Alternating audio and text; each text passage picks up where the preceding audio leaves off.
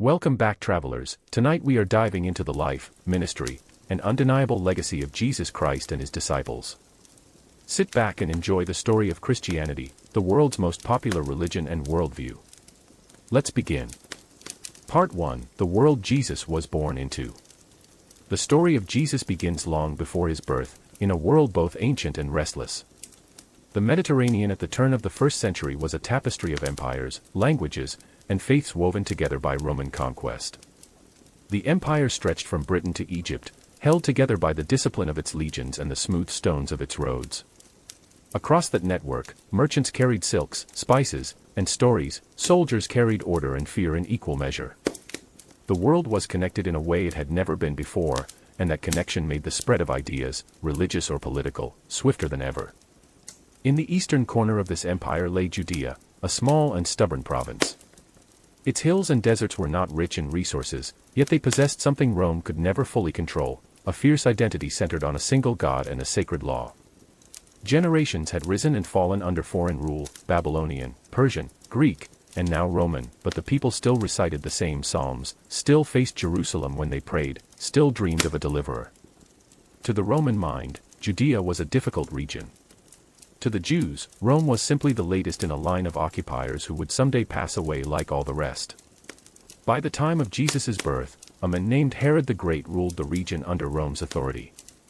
Herod was not purely Jewish by ancestry, his family came from Idumea to the south. Rome saw him as loyal and useful, and in return for his obedience he was allowed the title, King of the Jews. History remembers him as brilliant and ruthless. He built fortresses that clung to cliffsides and a temple in Jerusalem that dazzled even Roman visitors. Yet beneath the marble shone fear and suspicion. Herod executed rivals, relatives, even his own sons. His death would plunge the land into uncertainty, and that unease marked the early years of the 1st century. To understand Jesus' life, one must also understand the spiritual map of this world. Judaism was not monolithic. In the cities and synagogues, different movements wrestled with how best to remain faithful under foreign rule. The Pharisees emphasized strict observance of the law, believing holiness in everyday life would keep the nation pure. The Sadducees, wealthier and more priestly, controlled the temple rituals and cooperated cautiously with Rome. The Essenes withdrew into desert communities, waiting for divine intervention. The Zealots whispered of revolt, convinced the Messiah would come armed with a sword. Amid these divisions, the people yearned for stability and meaning. Jerusalem stood as both heart and paradox. Its temple was the pride of the nation, rebuilt on the scale of empires, gleaming with gold. Pilgrims arrived by the tens of thousands for the great festivals, singing ancient songs as they climbed the steps. Within its courts, priests offered sacrifices that connected heaven and earth. Yet outside the temple walls lay cramped streets, Roman guards, and a sense that holiness and oppression were uneasily mixed. Taxes collected by Rome and Herod's family built amphitheaters and fortresses, but they also drained the countryside. Peasants paid tribute from meager harvests, while scholars debated how to remain faithful when forced to handle Roman coins stamped with Caesar's image. Beyond Jerusalem stretched Galilee, a greener and humbler region to the north. Villages clung to hillsides, fishermen worked the waters of the Sea of Galilee, farmers tended olives and grain. Galilee's population was mixed, Jews, Greeks, Syrians, and others living side by side. It was a crossroads of cultures, its markets filled with voices in several languages. For Rome, Galilee was peripheral, but for the story of Jesus it would become the center of the world. Here life followed the rhythm of seasons and Sabbath days, and here the expectations of a coming kingdom still flickered in the minds of ordinary people. The empire that governed this land prided itself on peace, the Pax Romana. Roads were safe, cities flourished, trade expanded. Yet that peace was built on conquest. Crucifixions lined roadsides as reminders of Rome's power. Soldiers enforced order with precision, and governors reported back to the emperor on any hint of unrest. Religion was tolerated so long as it did not threaten imperial unity. Roman officials saw the Jews' devotion to one invisible god as peculiar but manageable, provided it stayed within the walls of their temple. Still, rebellion simmered just beneath the surface, and prophets occasionally emerged to announce that God's kingdom would soon replace Caesar's. The intellectual climate of the wider world was equally complex. Greek philosophy still shaped the minds of educated people. Ideas of virtue, reason, and the immortal soul flowed through the cities of the empire. At the same time, local cults and mystery religions offered personal salvation and community. The Roman pantheon absorbed gods from every province, promising blessings for loyalty to the state. Against this background, Judaism stood out as ancient and uncompromising, proclaiming one creator who demanded justice and mercy. This claim would later make the message of Jesus both familiar and revolutionary. The ordinary life of a first-century Jew was a balance between hope and hardship. In small villages, families rose with the sun to work the fields or boats. Children learned to read portions of scripture in Hebrew but spoke Aramaic at home. Synagogues served as both schools and gathering places where the scrolls were read aloud each Sabbath. Weddings and festivals marked the passing of seasons. Poverty was common, yet charity was woven into daily practice, gleanings left in fields, coins given to beggars, hospitality to travelers. It was a world where community was survival and faith was the anchor of identity. The social structure was layered but fragile. At the top stood Roman officials and Herod's appointed nobles. Below them were merchants, artisans, and scribes. The vast majority were peasants whose livelihoods depended on weather and taxation. Slavery existed, often as debt bondage. Women managed households and contributed to family trade, though legal rights were limited. Life expectancy was short, and disease frequent, but communal life offered belonging. Every aspect of existence, from meals to market exchanges, carried echoes of covenant and tradition. In this environment, the expectation of a Messiah had become more than a theological concept, it was a national longing. Many envisioned a Davidic king who would overthrow Rome and restore independence. Others imagined a heavenly figure who would bring judgment and renewal. Prophecies from Isaiah, Daniel, and the Psalms were interpreted in countless ways, often reflecting the suffering of the people themselves. The air of anticipation was thick, and many movements arose claiming divine authority. Into that charged atmosphere, a child would be born in a small Judean village, far from power yet destined to reshape the moral landscape of civilization. When people later reflected on Jesus' birth, they placed it during the reign of Augustus, Rome's first emperor. Augustus presented himself as the bringer of peace, a savior of the world after civil war. Temples were built in his honor, and inscriptions proclaimed his good news, his evangelion, to the empire. The parallels would not be lost on later generations of Christians. In the same period that Rome declared its own gospel, another would begin to form quietly among the poor and the marginalized, carried not by armies but by words and compassion. Travelers passing through Judea in those years might have noticed little that hinted at world-changing events. A census was being conducted, an administrative task repeated across the empire. Caravans of traders moved between Egypt and Syria, their camels laden with spices and cloth. Shepherds tended flocks under the same stars that had guided their ancestors. Life continued in its ordinary rhythm, unaware that history was turning a page. The humility of this setting would later become part of the story's enduring power, that something immense could emerge from obscurity. The written sources for this era are few but telling. Roman historians such as Josephus and Tacitus describe the political landscape with precision: governors, uprisings, executions. Archaeology confirms their accounts: coins, pottery, and inscriptions revealing the fusion of cultures under Roman rule. From Jewish writings like the Dead Sea Scrolls, scholars glimpse the intense spiritual debates that shaped the time. Together these fragments create a mosaic of expectation, control, and quiet resistance. It was a society both advanced and fragile, aware that empires rise and fall but the human longing for meaning remains. To the listener resting now, it may help to picture that world not in grandeur but in texture, the sound of sandals on stone, the murmur of prayer in a crowded courtyard, the scent of bread baking in clay ovens. These were the rhythms of the first century. The empire was vast, yet daily life was intimate. The smallest village contained within it the hopes of generations. People looked for healing, justice, and purpose, unaware that their search would soon take form in a teacher who walked among them. By the time Jesus began his ministry, the foundations of that society were already shifting. The temple system strained under political pressure, and the authority of the priesthood was questioned by prophets and teachers.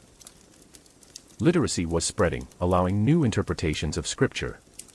Rumors of miracles and revelations traveled quickly along Roman roads. The soil was ready for ideas that could cross boundaries, ideas of mercy over sacrifice, of love stronger than law, of a kingdom not of this world but within it. As night falls over the ancient land, the stage is set. The empire sleeps, secure in its power. In a small province, families close their shutters against the desert wind. Somewhere, a child grows into manhood, learning the prayers of his people, the rhythm of work, the sound of the sea against Galilee's shore. The world does not yet know his name. But soon, through words and deeds remembered by generations, he will speak to fishermen and scholars, to the powerful and the poor alike. The roads of Rome will carry his story farther than any army's banners. And the echo of that voice, gentle yet unyielding, will reshape the history of belief. For now, in this quiet beginning, the listener can rest in the knowledge of that world's stillness, the expectation, the waiting, the calm before revelation. The lamps burn low in Jerusalem, the hills are silent, and the empire's watchmen walk their rounds. The story of Jesus' ministry has not yet begun, but the world into which he will step is ready, full of longing and questions that have no easy answer. It is within that world, fragile and restless, that the next part of our journey will unfold. Part 2: The Hidden Years. The early life of Jesus lies mostly in silence, wrapped in the ordinary rhythm of first-century Galilee. The historical record is quiet about these years, and much of what later generations imagined was born from curiosity about how someone who would speak with such depth and authority began. Yet the absence of detail invites us to explore what life in that time and place truly looked like, to see the world that shaped the men before the ministry. Nazareth, the town most associated with Jesus' upbringing, was small, likely a few hundred residents, set among gentle hills overlooking the Jezreel Valley. It was not on major trade routes, but caravans sometimes passed nearby, carrying goods between Egypt, Damascus, and the coast. Archaeology reveals that Nazareth was modest but not impoverished: stone houses with courtyards, cisterns for water, terraced fields for grain and olives. The people who lived there were craftsmen and farmers, bound by kinship ties and the rhythms of the agricultural calendar. In such a setting, Jesus would have grown up speaking Aramaic, the common language of Galilee, while also hearing Hebrew in synagogue readings and perhaps some Greek from travelers or tradesmen. Education for Jewish boys centered on Scripture. By age 5 or 6, they began learning the Shema, "Hear, O Israel, the Lord our God, the Lord is one," and portions of the Torah. Lessons were oral, recited and memorized, guided by local teachers or elders. Writing materials were rare and expensive. Knowledge was carried in the voice, not the page. The home life of a Galilean family was built around simplicity and shared labor. The day began before sunrise. Women ground grain and baked bread in clay ovens, men worked fields or practiced trades. Children helped in both. Meals were communal, often consisting of bread, olives, lentils, and occasionally fish or fruit. Water was drawn from a well and stored in clay jars. In such surroundings, the young Jesus likely learned not only the words of Scripture but the patience of craftsmanship and the endurance of physical work. His father, Joseph, is described in ancient texts as a tekton, a craftsman or builder.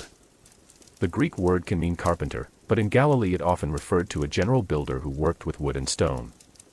Sepphoris, a growing city just a few miles from Nazareth, underwent major construction during Jesus' youth. It is plausible that Joseph and others from nearby villages found employment there, shaping beams, carving stones, or erecting walls. If Jesus accompanied him, he would have seen the contrast between rural life and urban ambition, between the quiet hills and the noise of an expanding Roman-influenced town. That contrast might later echo in his teachings about wealth, simplicity, and faith. Religious life in Galilee was deeply interwoven with daily existence. Every home observed the Sabbath rest from Friday evening to Saturday evening. Each week, the synagogue was the heart of communal life, serving as a place of prayer, discussion, and education. Scrolls of the law and prophets were kept there, read aloud and explained. Festivals such as Passover and the Feast of Tabernacles marked the year's rhythm, linking local life to the national story of deliverance and covenant. Through these practices, Jesus would have been immersed in the history and expectations of his people, the memory of liberation from Egypt, the promise of restoration, and the hope of God's coming kingdom. While Nazareth was small, it was not isolated from wider cultural influences. Galilee lay at the meeting point of Jewish and Greco-Roman worlds. Roman soldiers patrolled its roads, and Greek theater, architecture, and commerce touched its towns. Yet Galileans were known for their devoutness, holding firmly to Jewish identity even amid outside pressures. This mix of cultures may explain why Jesus' later message spoke easily to both Jews and Gentiles. He was formed in a region that lived between worlds, familiar with the faith of his ancestors but aware of the empire's reach. From a historian's standpoint, the hidden years between childhood and the beginning of Jesus' ministry remain largely speculative. The canonical Gospels offer only brief glimpses. One story recounts a journey to Jerusalem when he was 12. The city, bustling with pilgrims for Passover, would have been overwhelming to a boy from Nazareth: crowded markets, chanting priests, the smoke of sacrifices rising from the Temple Mount. When his parents began the return journey and realized he was missing, they found him days later in the temple courts, conversing with teachers. His understanding astonished them. The scene suggests both intelligence and curiosity, traits that would define his later ministry. Yet after that, the record falls silent again until adulthood. The silence itself is telling. In ancient biographies, long gaps often indicated uneventful normality rather than mystery. The quiet years imply that Jesus lived as most people did, working, worshiping, learning, and growing within his community. This ordinariness would later give his message credibility among common listeners. When he spoke about sowing seed, patching garments, or building on rock, he spoke as one who knew such work firsthand. His wisdom arose not from palace education but from lived experience. It is possible that during these years, Jesus studied the writings of prophets and poets, the Psalms, Isaiah, Jeremiah. Their visions of justice, mercy, and faithfulness echo strongly in his later words. Isaiah's call to bind up the brokenhearted and proclaim liberty to captives appears again in his early preaching. Whether self-taught or guided by elders, he would have absorbed the moral and spiritual currents of his tradition. Compassion for the poor, reverence for God, and a belief that true holiness was measured in deeds, not status. Archaeology offers subtle glimpses into the environment that shaped him.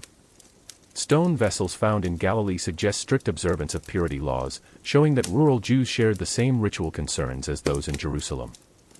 Mikvehs, ritual baths, have been unearthed even in small settlements. These discoveries align with the idea that Galilean villages were deeply religious, not lax or indifferent as some ancient critics once claimed. The faith practiced there was humble, embodied, and rooted in community. By the time Jesus reached adulthood, the political climate remained tense. Herod the Great had died around 4 BCE, and his kingdom was divided among his sons. Galilee came under the rule of Herod Antipas, who built cities and taxed heavily but generally maintained order. Still, uprisings were not uncommon. The memory of failed revolts lingered in the hills. Rome's presence was constant, its standards flying above garrisons. In such a world, the promise of divine intervention held powerful appeal. Many awaited a prophet or Messiah who would end corruption and oppression. Quietly, Jesus matured within that expectation. If we imagine those years unfolding, we might see him walking the dusty paths between villages, greeting neighbors in the market, helping repair a roof, or pausing by the Sea of Galilee to watch fishermen mend their nets. He would have heard travelers speak of news from Jerusalem, the intrigues of priests, the politics of governors, the latest decree from Rome. Perhaps he discussed scripture with others in the evening light, the smell of olive oil lamps mixing with the cool air. These moments of everyday life formed the texture of his early adulthood, grounding him in the realities of work, community, and compassion. At some point, his path would cross with a movement already stirring in the wilderness. A preacher named John, son of Zechariah, who called people to repentance at the Jordan River. But that belongs to the next chapter of history. Before that encounter, Jesus' life seems to have been one of quiet preparation, not in isolation but in participation with his people's struggles and hopes. He lived within the same boundaries and under the same laws as everyone else, learning patience, discipline, and empathy. Historians sometimes speak of these years as the silence before the voice. Every teacher, every movement, arises from a background that gives it shape. The carpenter's son from Nazareth would later challenge the powerful and comfort the downtrodden, yet the foundation of that strength was laid in simplicity. The family table, the synagogue scroll, the rhythm of work, all became threads in a larger tapestry of understanding. The one who would later speak of lilies in the field and sparrows in flight first saw them with the eyes of a villager who lived close to the land. From a purely historical perspective, the mystery of Jesus' hidden years remains unsolved. There are no contemporary records, no inscriptions, no official documents. What we have is inference, pieced together from context and tradition. But sometimes the silence of history is its own kind of testimony. It reminds us that greatness often begins unnoticed, nurtured in obscurity until the moment is right. As the sun sets over Galilee in imagination, the hills turn gold, then fade to violet. The people return from the fields, lamps glow through small windows, and prayers rise softly into the night. Somewhere among them, a man approaches 30 years of age, his thoughts turning towards something larger than his trade, something stirring within the heart of his nation. The time of quiet is ending. The voice that will soon echo across villages and cities is gathering its first breath. And so, as night deepens in this reflection, the listener can rest in the calm before that beginning. The world remains unaware of what is about to unfold, but history is moving quietly toward the banks of the Jordan, where water, wilderness, and prophecy will meet. The hidden years close like the final page of a chapter, preparing for a new one that will begin with a single call: repent, for the kingdom of heaven is near. Part 3, John the Baptist and the Turning of the Age. By the time Jesus emerged from the quiet rhythms of village life, a movement had already begun to ripple through Judea's wilderness. Travelers spoke of a prophet dressed in rough garments, preaching near the Jordan River. He called people to repentance and baptized them in its waters. His name was John, son of Zechariah, a priestly family by lineage, but his heart seemed to dwell in the wild places rather than the temple courts. To understand John's significance, it helps to picture the Jordan Valley. It lies below sea level, descending from the hills of Judea to the edge of the Dead Sea. The land is harsh and dry, yet along the river's edge grow reeds, palms, and tamarisks. The air hums with insects, and the sun burns against the cliffs. It was here, far from cities and their politics, that John's voice was first heard. People came not for spectacle but for renewal. Something about his message cut through the fatigue of ordinary religion. He spoke not as a priest but as a prophet, echoing Elijah of old. The first-century Jewish world was filled with longing for divine intervention. Many had grown weary of corruption, Roman rule on one side, complacent priesthood on the other. John's preaching resonated because it felt both ancient and urgent. He did not call for rebellion or reform of the temple, he called for hearts to change.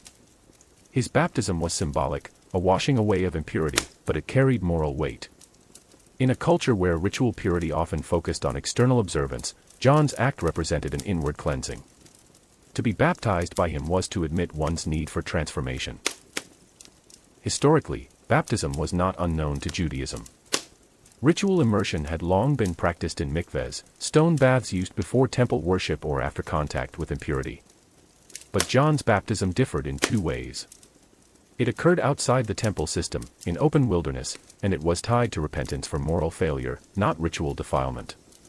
It was a protest against both apathy and corruption, a way of preparing for what John described as the coming judgment of God. "One is coming after me," he proclaimed, "mightier than I." The simplicity of his words stirred people from every class. Farmers, soldiers, tax collectors, all came asking what they should do. For the historian, John stands as one of the few figures from this era mentioned in both Christian and non-Christian sources. The Jewish historian Josephus, writing later in the 1st century, described him as a good man who urged virtue and baptized people for the purification of the soul. His influence was so great that Herod Antipas, fearing unrest, had him imprisoned and executed. Josephus's account aligns with the Gospels in many details, confirming John's prominence and his eventual fate. Even outside theology, John's movement was recognized as real and powerful. When Jesus came to the Jordan to be baptized, it marked the crossing from obscurity into history. The moment has been interpreted in countless ways, but from a historical standpoint, it symbolized alignment with John's message. Jesus, though later seen as greater than John, began by standing among the repentant crowds. The act connected him with a generation seeking renewal, not rebellion. It was a gesture of solidarity with humanity's struggle rather than separation from it. The Gospels describe what followed as a moment of profound revelation. As he rose from the water, Jesus experienced a vision, heaven opened, a voice speaking of divine favor. To the historian, such accounts cannot be verified empirically, yet they express the conviction that something decisive began there.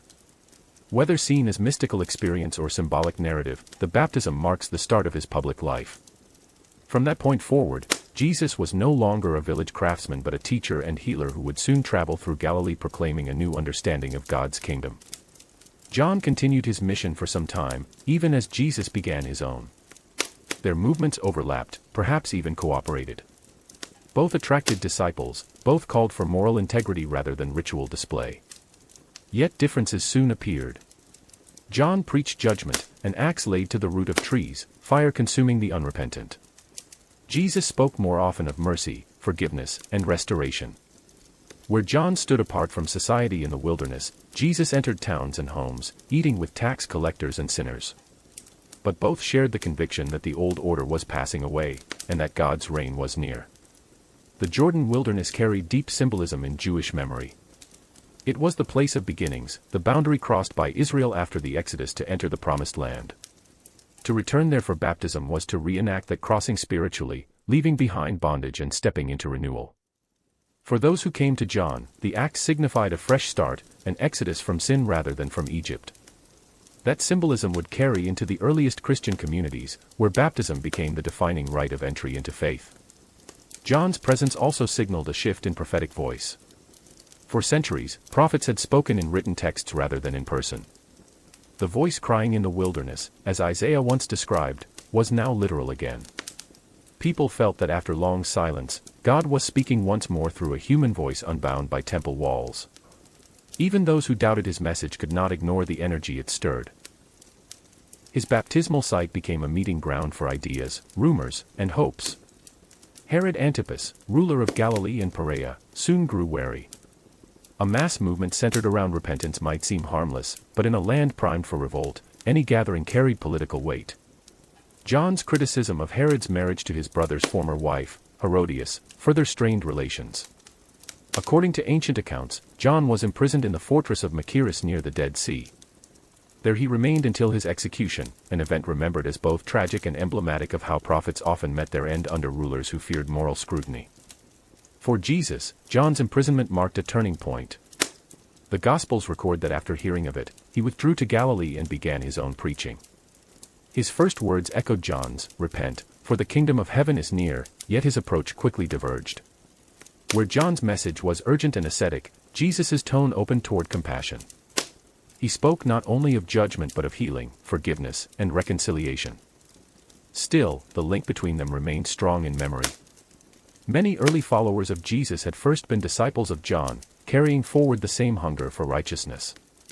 Historically, John the Baptist can be seen as the bridge between eras, the last prophet of the old age and the herald of the new. His call prepared minds and hearts for transformation. His death at the hands of a ruler symbolized the cost of truth in a world bound by power. And his influence persisted long after his execution. Even decades later, communities identifying as followers of John still existed, a testament to how deeply his message had taken root. To imagine those days is to picture the banks of the Jordan shimmering in the heat. Pilgrims wade into the current, robes clinging to their skin, water glinting around them. The crowd listens to a lone voice rising above the sound of flowing water. A voice rough yet sincere, declaring that the time of complacency is over. Among them stands a man from Nazareth, unremarkable in appearance, waiting his turn. As he steps into the river, history shifts quietly. When he emerges, the sun flashes on the water's surface, and the breeze moves through the reeds. Around him, others continue their baptisms, unaware that one of their number will soon change the way the world understands God, mercy, and humanity itself. The wilderness holds its breath. John's mission nears its end, another begins. To the listener now, drifting into calm, it may help to hear the rhythm of that river in the imagination, the steady current carrying away the dust of the past, the murmur of voices blending with wind and water. The transition from John to Jesus was not abrupt. It was like the fading of one song into another, the same melody continuing in a new key. One life prepared the way, another would walk it to its fulfillment. As night falls in this reflection, the wilderness grows quiet. The last embers of campfires flicker, and travelers rest along the riverbanks. Tomorrow, the teacher from Nazareth will begin to speak in synagogues and by the lakeshore, announcing good news that will spread far beyond these hills. The age of preparation gives way to the age of proclamation. The voice crying in the wilderness fades, but its echo remains, carried on the wind that moves across Galilee. Part 4, The Calling of the First Disciples. After leaving the wilderness, Jesus returned north to the familiar hills and waters of Galilee. The season was likely mild, with fields greening under the spring sun. The Jordan's call to repentance had stirred many hearts, and now that John had been imprisoned, Those who had once traveled to the desert found the message returning to their own villages. It was there, among farmers and fishermen, that Jesus began to teach. The earliest accounts describe him walking along the shore of the Sea of Galilee, a large freshwater lake framed by low hills and fertile plains. Its waters shimmered under the sunlight, dotted with small boats that carried the daily labor of local families. The men who worked there were strong, accustomed to long nights casting and hauling nets. Fishing was not only a trade but a demanding routine that shaped entire communities. Towns such as Capernaum, Bethsaida, and Magdala depended on its yield, tilapia, carp, and sardines preserved in salt and sold in markets across the region. Capernaum would become the center of Jesus' early ministry. Archaeological remains show a town of modest stone houses clustered around courtyards, with narrow streets and a synagogue built from local basalt. It lay near the trade route known as the Via Maris, connecting Egypt and Syria.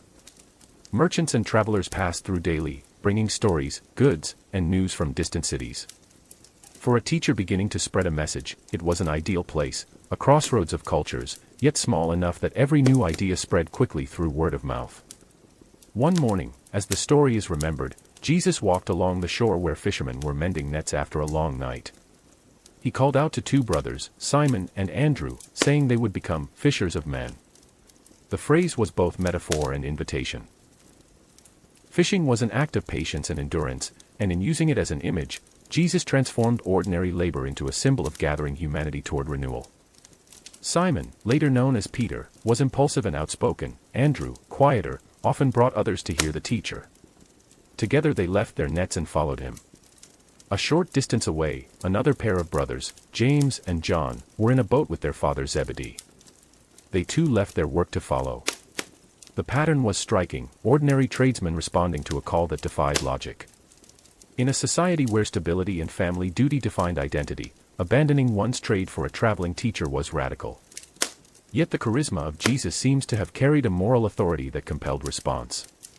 His invitation was not to rebellion or wealth but to participation in something larger, though at the time few could have guessed how far it would reach. In historical terms, discipleship was a familiar structure within Jewish life. Teachers, or rabbis, often gathered small circles of students who followed them to learn both teaching and conduct.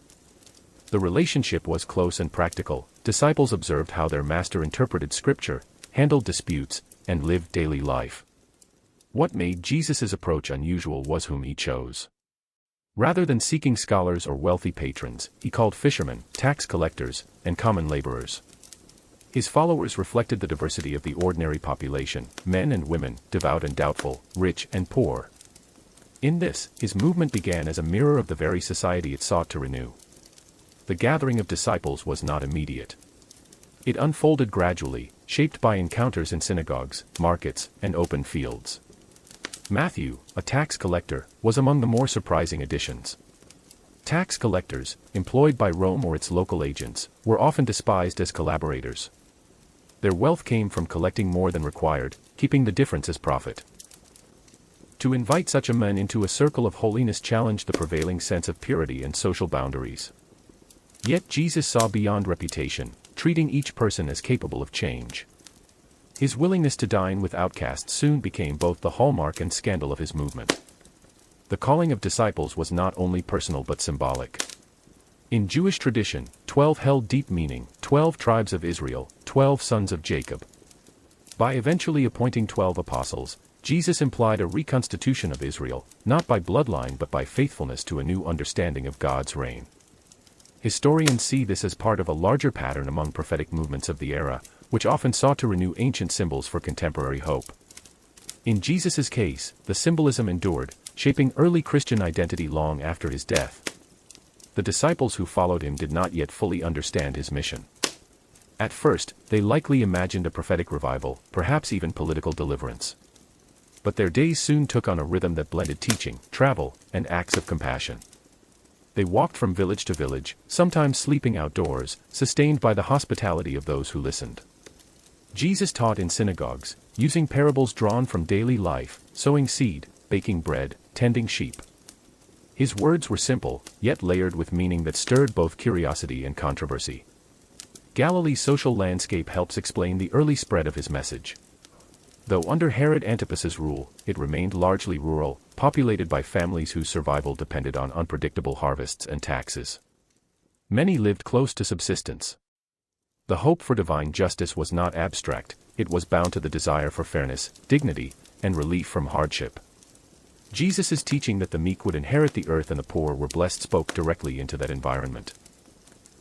His message redefined power as service, wealth as generosity, and holiness as compassion. The fishermen of Galilee became witnesses to scenes that would later fill the pages of history. They saw him heal the sick, comfort the sorrowful, and challenge the self-satisfied. But in these early months, the movement was small, intimate, and fragile. Its members walked dusty paths together, sharing food, laughter, and questions. They argued about meaning and marveled at his composure. Sometimes they misunderstood him entirely, as students often do with a teacher ahead of his time. Yet he continued to guide them patiently, shaping their vision from within. Jesus' base in Capernaum offered both opportunity and danger. Its synagogue provided a venue for teaching, but each sermon risked provoking local leaders. Accounts from the time suggest that his words carried authority different from that of the scribes. Instead of quoting endless interpretations, he spoke directly, as though addressing conscience rather than intellect. Listeners felt both attracted and unsettled. Some marveled at his insight, others feared the implications of his message. To speak of a kingdom not ruled by Rome or priesthood was to challenge the established order, even if done without violence. Outside the town, the Sea of Galilee mirrored the sky, its surface calm in the morning and restless by afternoon winds. Jesus often used the shoreline as a natural amphitheater. Crowds gathered, and from a boat just offshore, his voice carried across the water. He spoke of nets cast wide, of storms calmed, of faith that could move mountains. These images resonated with listeners whose lives were governed by nature's unpredictability. Through parables, he made divine truths tangible, each story both familiar and disarming. The disciples, still learning, absorbed not only his words but his manner. They saw how he treated the desperate and the diseased, how he touched those considered untouchable, how he answered hostility with calm. Their apprenticeship was not in doctrine alone but in the embodiment of compassion. Over time, this lived example would shape their own missions after his death. For now, they watched, listened, and followed, often without understanding where the path would lead. Historically, the gathering of such a group marked a crucial stage in the formation of what would become early Christianity. Movements anchored in a charismatic leader often depended on followers to preserve and spread teachings after that leader's death. The fishermen, tax collectors, and villagers who followed Jesus were more than witnesses, they were the seed of a community that would later carry his message across continents. Yet in these first days, they were simply companions walking behind a teacher through dusty fields, unaware of the historical weight of their steps. As evening settled over Galilee, the lake glowed with fading light. The disciples drew their boats ashore, tired but filled with a sense of something new. The teacher spoke softly as they shared a meal of bread and fish, perhaps laughing about small mishaps of the day. In the stillness between conversation, the sound of water lapping against the shore echoed through the night. Around them, the world seemed unchanged, Rome still ruled, taxes were still due, but within this small circle, something irreversible had begun. The calling of the first disciples was not the start of an institution but the birth of friendship built on trust and wonder. Each man carried his own doubts and hopes, yet they shared a sense that the teacher from Nazareth revealed a truth larger than any one of them could grasp. Their lives, once defined by routine, now moved to the rhythm of discovery. And though history would remember them as apostles, in these early days they were simply learners, following a man whose presence made the ordinary sacred. As the listener rests in this quiet reflection, imagine that lakeshore at dusk, the cool air, the flicker of lamps, the murmuring of waves. The teacher's voice fades into the sound of water, calling others to join him, not through command but through invitation. Tomorrow, they will set out again, walking new paths, bringing light into villages still unaware of the story unfolding in their midst. The movement of hearts has begun, carried by the faith of a few who dared to follow. Part 5, Miracles and Teachings by the Sea. The early months of Jesus' ministry unfolded around the towns that lined the Sea of Galilee. The lake was the region's lifeblood, its shores ringed with villages and fields, its surface reflecting the moods of the sky. Morning brought the shimmer of fishing nets, evening brought quiet waves lapping against boats pulled onto sand. It was here, amid daily labor and simple living, that Jesus began to teach in ways that drew multitudes. Capernaum became his base of movement. The town lay near fertile plains where crops grew thick in spring, and its black stone houses stood close together, their walls echoing with the sounds of trade. The synagogue was the heart of civic life, a place not only for worship but for conversation and debate. Jesus' visits there quickly drew attention. He spoke without reciting long chains of interpretation, as most teachers did. Instead, he spoke directly, describing God's kingdom as something near and alive, not distant or bound to ceremony. People said his words carried authority, though he held no official position. The first accounts of his healings began here. The mother-in-law of Simon Peter was said to have been sick with fever, and Jesus took her hand and lifted her up. Soon, others came to the doorway, men limping from injury, women carrying sick children, elders weary with disease. In ancient Palestine, illness carried both physical and social weight. A sick person was often excluded from work and worship, viewed as ritually impure. Healing, therefore, meant restoration not only of body but of belonging. By touching those others avoided, Jesus crossed invisible lines of exclusion, turning compassion into challenge. News of these acts spread fast along the trade routes. Fishermen carried stories from port to port, travelers repeated them at roadside inns. In a society where medical care was scarce and hope fragile, reports of sudden recovery stirred both wonder and controversy. Some claimed divine power was at work, others suspected deception or violation of law. Religious leaders questioned his authority to heal on the Sabbath, arguing that rest was sacred. Jesus replied that doing good could never break the commandment, that mercy fulfilled the law rather than opposed it. The simplicity of his logic disarmed many and angered others. The gatherings grew larger. Crowds followed him along the shoreline, pressing close as he taught from a boat anchored just offshore. The water carried his voice across the waves, each phrase carried by the breeze. He spoke in parables, short, vivid stories that drew from daily life yet hinted at deeper truth. The kingdom of God, he said, was like a farmer scattering seed, some fell on rocky soil, some among thorns, and some on good ground. The listeners nodded, picturing the familiar sight of sowers walking fields at dawn. Yet as they pondered the meaning, they realized he was speaking about the human heart and its openness to truth. The parables were not riddles meant to confuse, but mirrors inviting reflection. By speaking in images, Jesus bypassed argument and spoke to imagination. A lamp under a basket, a lost coin, a pearl of great price, each story drew its listeners into moral awareness. Scholars later observed that his teaching style fit a long tradition of wisdom literature yet carried unusual intimacy. He described God not as distant ruler but as Father, Shepherd, and Friend. This relational language made holiness feel accessible, even tender. Among his most memorable teachings from this period was what would later be called the Sermon on the Mount, delivered on a hillside overlooking the lake. The landscape there rises gently from the water, dotted with grass and wildflowers. Crowds gathered as he sat down to speak, a gesture of authority in Jewish tradition. What followed was not a list of laws but a reimagining of virtue. "Blessed are the poor in spirit," he began, "for theirs is the kingdom of heaven." Listeners were startled. The blessed, in common thought, were the powerful and prosperous. But here, blessing belonged to the humble, the merciful, the peacemakers. It was a reversal of values, an invitation to see dignity in weakness and hope in sorrow. The sermon continued with practical ethics that reached beyond ritual observance. He urged forgiveness, purity of heart, and reconciliation before offering sacrifice. He told his listeners to love their enemies and pray for those who wronged them, a command that defied cultural logic. In a land accustomed to retaliation, it sounded nearly impossible. Yet the calm conviction of his tone suggested that such love was not only moral but transformative, that it could end cycles of hatred. He concluded with an image of two builders, one who built on sand, another on rock.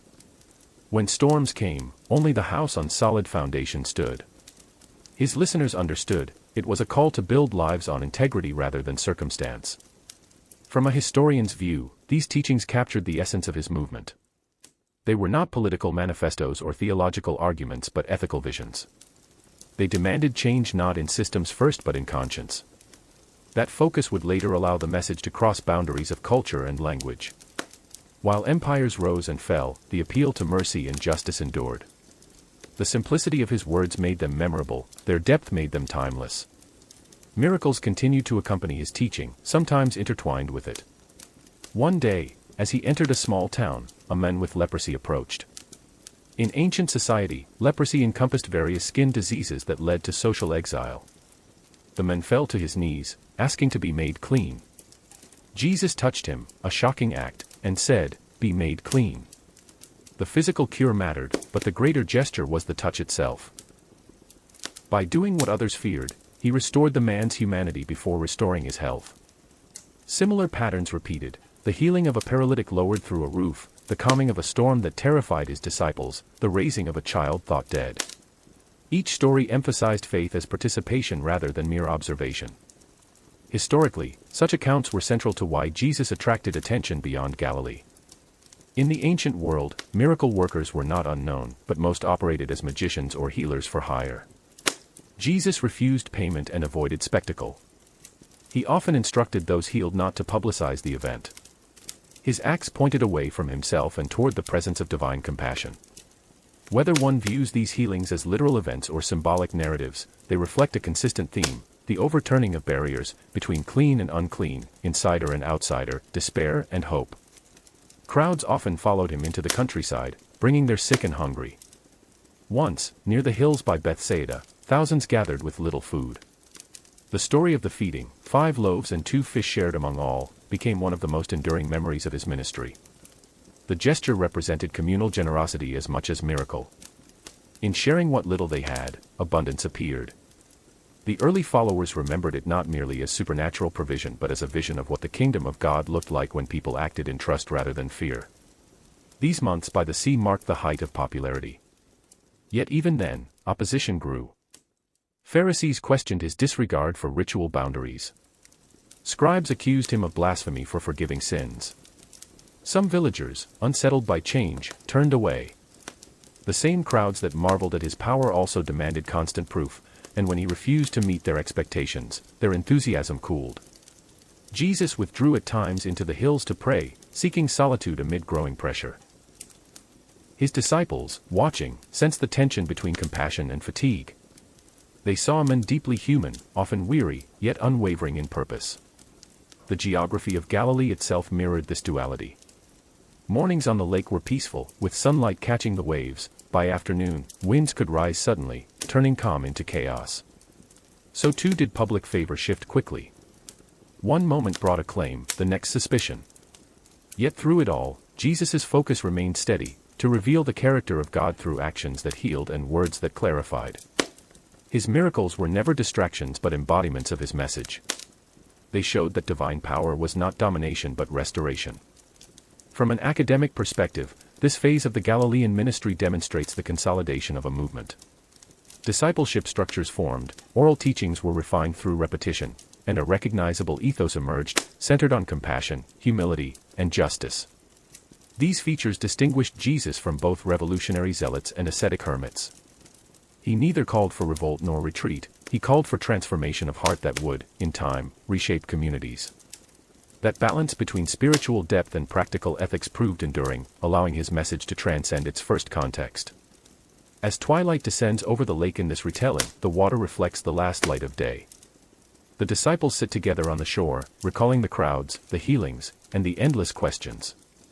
Somewhere nearby, Jesus prays alone, his silhouette outlined against the fading sky.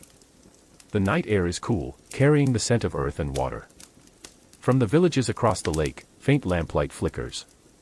The world around them remains ordinary, boats moored, dogs barking in the distance, but within that ordinariness lies the quiet unfolding of history. For the listener resting now, imagine that scene, the hush after sunset, the teacher in solitude, the gentle rhythm of waves. The sea that had echoed his words by day now keeps them in memory. Tomorrow, new crowds will gather, and new stories will begin. For now, the lake lies still, a mirror of the sky, holding within its calm surface the reflection of a kingdom that was not yet visible but already near. Part 6: Conflict with Authorities. As the months passed, the calm of Galilee began to ripple with unease. The men who had once spoken quietly by the lakeshore now drew crowds that filled the streets. Wherever he went, people followed, curious, hopeful, desperate for healing or meaning. But with popularity came scrutiny. Those who held authority in religion and society began to take notice. In a land where order depended on delicate balance between Roman rule, local governance, and temple tradition, any voice that stirred the masses invited concern. The religious establishment of the time was complex. The temple in Jerusalem stood at the center of Jewish life, its priesthood overseeing sacrifices and purity laws. Yet most people in Galilee lived far from the temple and practiced faith through the synagogue, guided by teachers known as scribes and Pharisees. These men were respected for their knowledge of the law, which governed not only worship but every aspect of daily living: what to eat, how to keep the Sabbath, how to treat others. Their devotion preserved identity under foreign rule, a way of maintaining holiness in a world ruled by pagans. To question them, even indirectly, was to risk destabilizing that identity. Jesus' teaching did not begin as rebellion, but his words carried implications that unsettled the status quo. When he healed on the Sabbath, when he dined with outcasts, when he spoke of forgiveness without sacrifice, he challenged the boundaries that define purity and sin. To those devoted to the law, his actions seemed reckless. The Sabbath, after all, was sacred, a sign of covenant between God and Israel. Yet Jesus insisted that compassion did not break the law but fulfilled its deepest purpose. The Sabbath was made for men, he said, not men for the Sabbath. The statement was simple, but its meaning ran deep. Divine law existed to serve life, not constrain it. Disputes often arose in synagogues, where teachers debated publicly. Jesus' approach contrasted sharply with that of the scholars. While they cited precedent and interpretation, he spoke with immediacy: "You have heard it said, but I say to you." That phrasing implied authority equal to Scripture itself, which alarmed his listeners. Who could speak in God's name without formal sanction? The more he taught, the more tension grew between charisma and institution, between living faith and established tradition. It was not that he rejected the law, he reinterpreted it, pressing beyond rules to their moral essence. His critics accused him of blasphemy when he forgave sins directly, something only God was believed to do. To them, such claims were not only theologically offensive but socially dangerous. In an occupied land, maintaining harmony among factions was essential. If one teacher stirred unrest, Rome's response could be brutal. The priests and local rulers had reason to fear both religious chaos and imperial reprisal. In that sense, the conflict with Jesus was as much political as spiritual, a struggle to maintain control in an already fragile system. Among the most symbolic moments of confrontation was his association with those deemed impure. Tax collectors, prostitutes, and the ritually unclean found welcome in his company. He ate with them, spoke with them, healed them. In a culture built on separation between holy and unholy, this behavior was radical. To the devout, holiness meant distance from defilement. Jesus inverted that logic. Holiness, he implied, was not fragile, it was redemptive. Contact with the unclean did not corrupt but restored. The idea challenged centuries of inherited purity codes and struck at the foundation of social hierarchy. Another source of friction was his growing disregard for ceremonial fasting and public displays of piety. He warned against praying for attention or giving charity for reputation's sake. When you pray, he told his followers, go into your room and shut the door. His vision of faith was interior and personal, not dependent on public approval. That message resonated with ordinary people weary of religious performance but threatened those whose status depended on it. For the Pharisees, whose authority rested on visible observance, such teaching undermined their example. Even his miracles became points of contention. When he healed a man who could not walk, saying, "Your sins are forgiven," the act blurred the boundary between physical and spiritual authority. Critics accused him of deception or sorcery. The tension reached a quiet intensity that hovered beneath the surface of daily encounters. Some leaders came to test him with questions designed to trap, about paying taxes to Caesar, about divorce, about resurrection. Each time, his responses disarmed them, neither openly defiant nor submissive. "Render unto Caesar what is Caesar's, and unto God what is God's," he said, separating earthly power from divine allegiance in a way that preserved both truth and prudence. To historians, these exchanges reveal the delicate social fabric of first-century Judea. Religion and politics were inseparable. The high priests owed their positions to Roman appointment, and local rulers balanced loyalty to empire with loyalty to people. Prophets had risen before, some peaceful, others violent, each claiming divine sanction. Rome tolerated them only until crowds grew too large. The authorities in Jerusalem likely saw in Jesus another potential flashpoint, a man whose popularity could ignite nationalist hopes. His insistence on nonviolence did little to ease their concern, even peaceful movements could become dangerous when masses gathered. Within Galilee itself, opposition was not unanimous. Many Pharisees respected him, some even sympathized. Others saw in him a threat to social order. The mixture of admiration and suspicion followed him everywhere. His disciples often found themselves caught in argument, defending a message they only partially understood. The closer they drew to him, the more they sensed that their journey would not end in triumph but in conflict. Amid growing tension, Jesus continued to teach in open fields and by the sea, often withdrawing afterward into solitude. The Gospels describe nights spent in prayer on mountainsides, as though he sought strength in quiet. These moments of retreat reveal the human side of the story, a man aware of the storm gathering around him, choosing neither flight nor aggression but endurance. To stand between compassion and law, between the oppressed and the powerful, was to invite misunderstanding. Yet he remained steady, embodying the very peace he preached. From a modern scholarly lens, the conflict between Jesus and the authorities illustrates a universal pattern in history. Reformers often arise within traditions they love, not outside them. His disputes with Pharisees and scribes were not the rejection of Judaism but a struggle for its heart.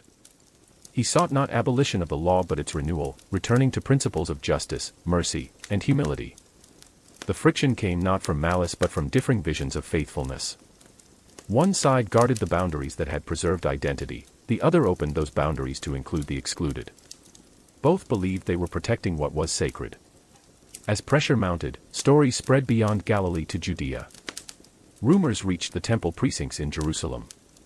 Some priests dismissed him as another northern mystic, others watched more closely. In small towns, his arrival could cause both celebration and unease. Crowds brought their sick and curious, officials sent observers to report. The balance of admiration and hostility created an atmosphere thick with anticipation.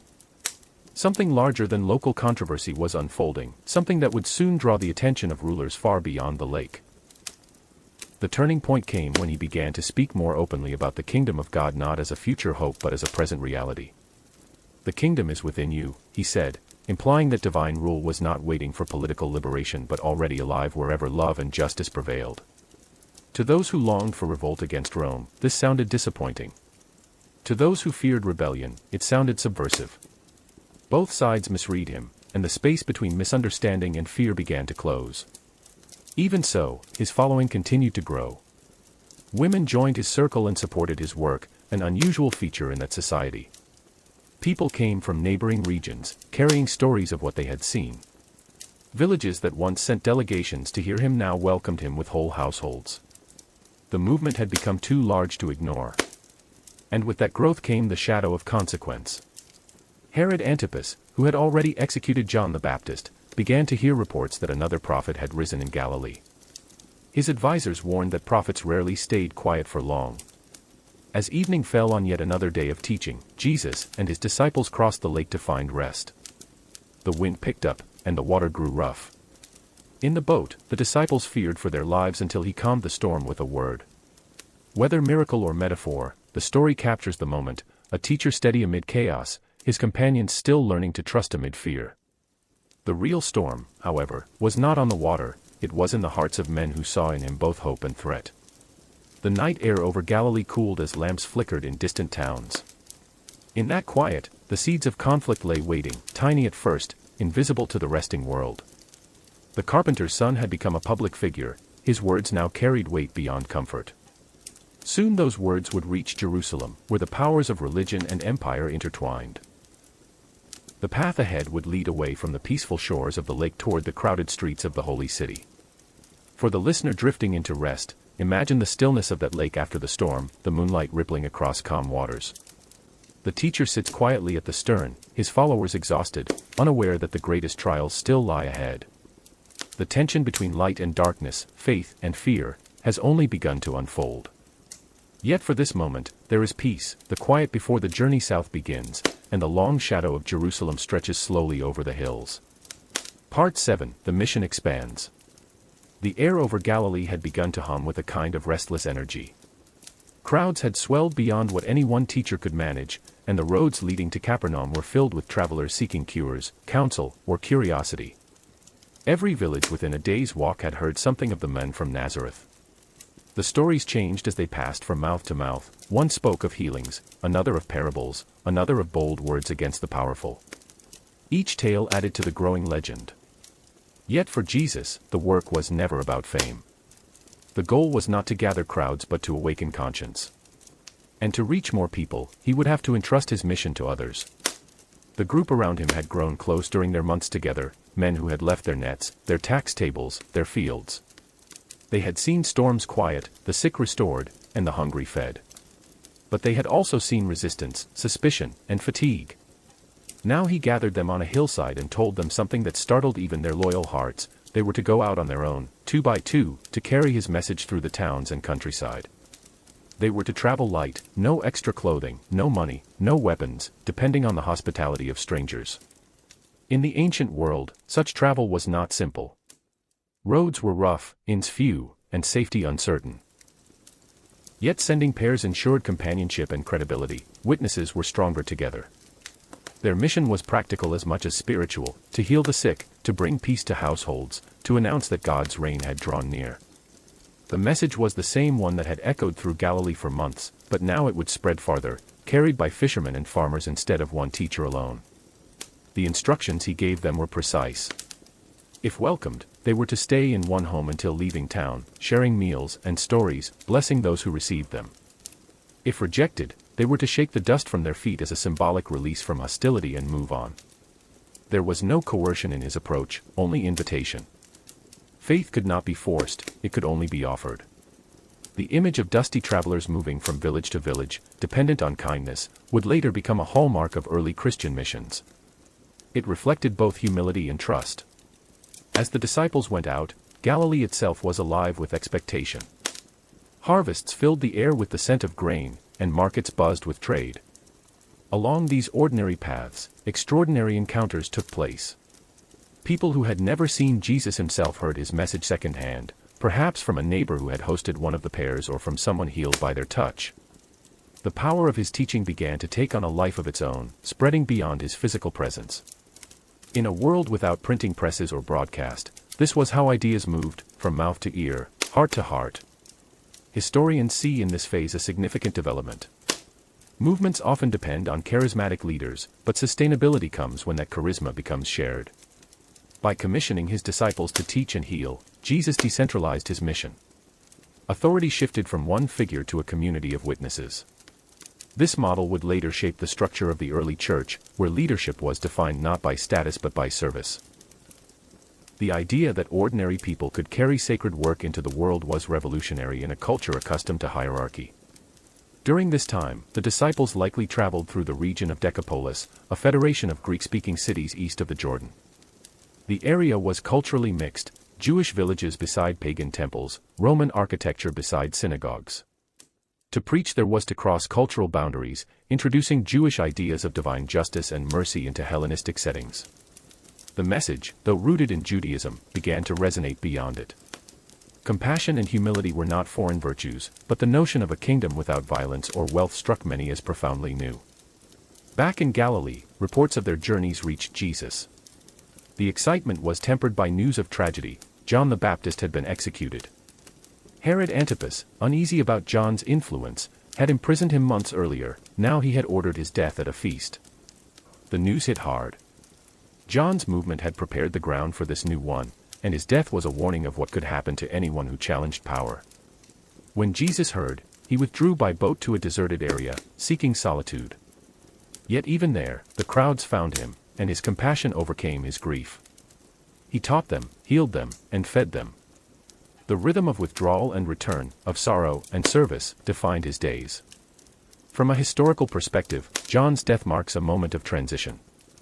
The prophetic voice of the wilderness was silenced, and the mantle of moral leadership passed fully to Jesus.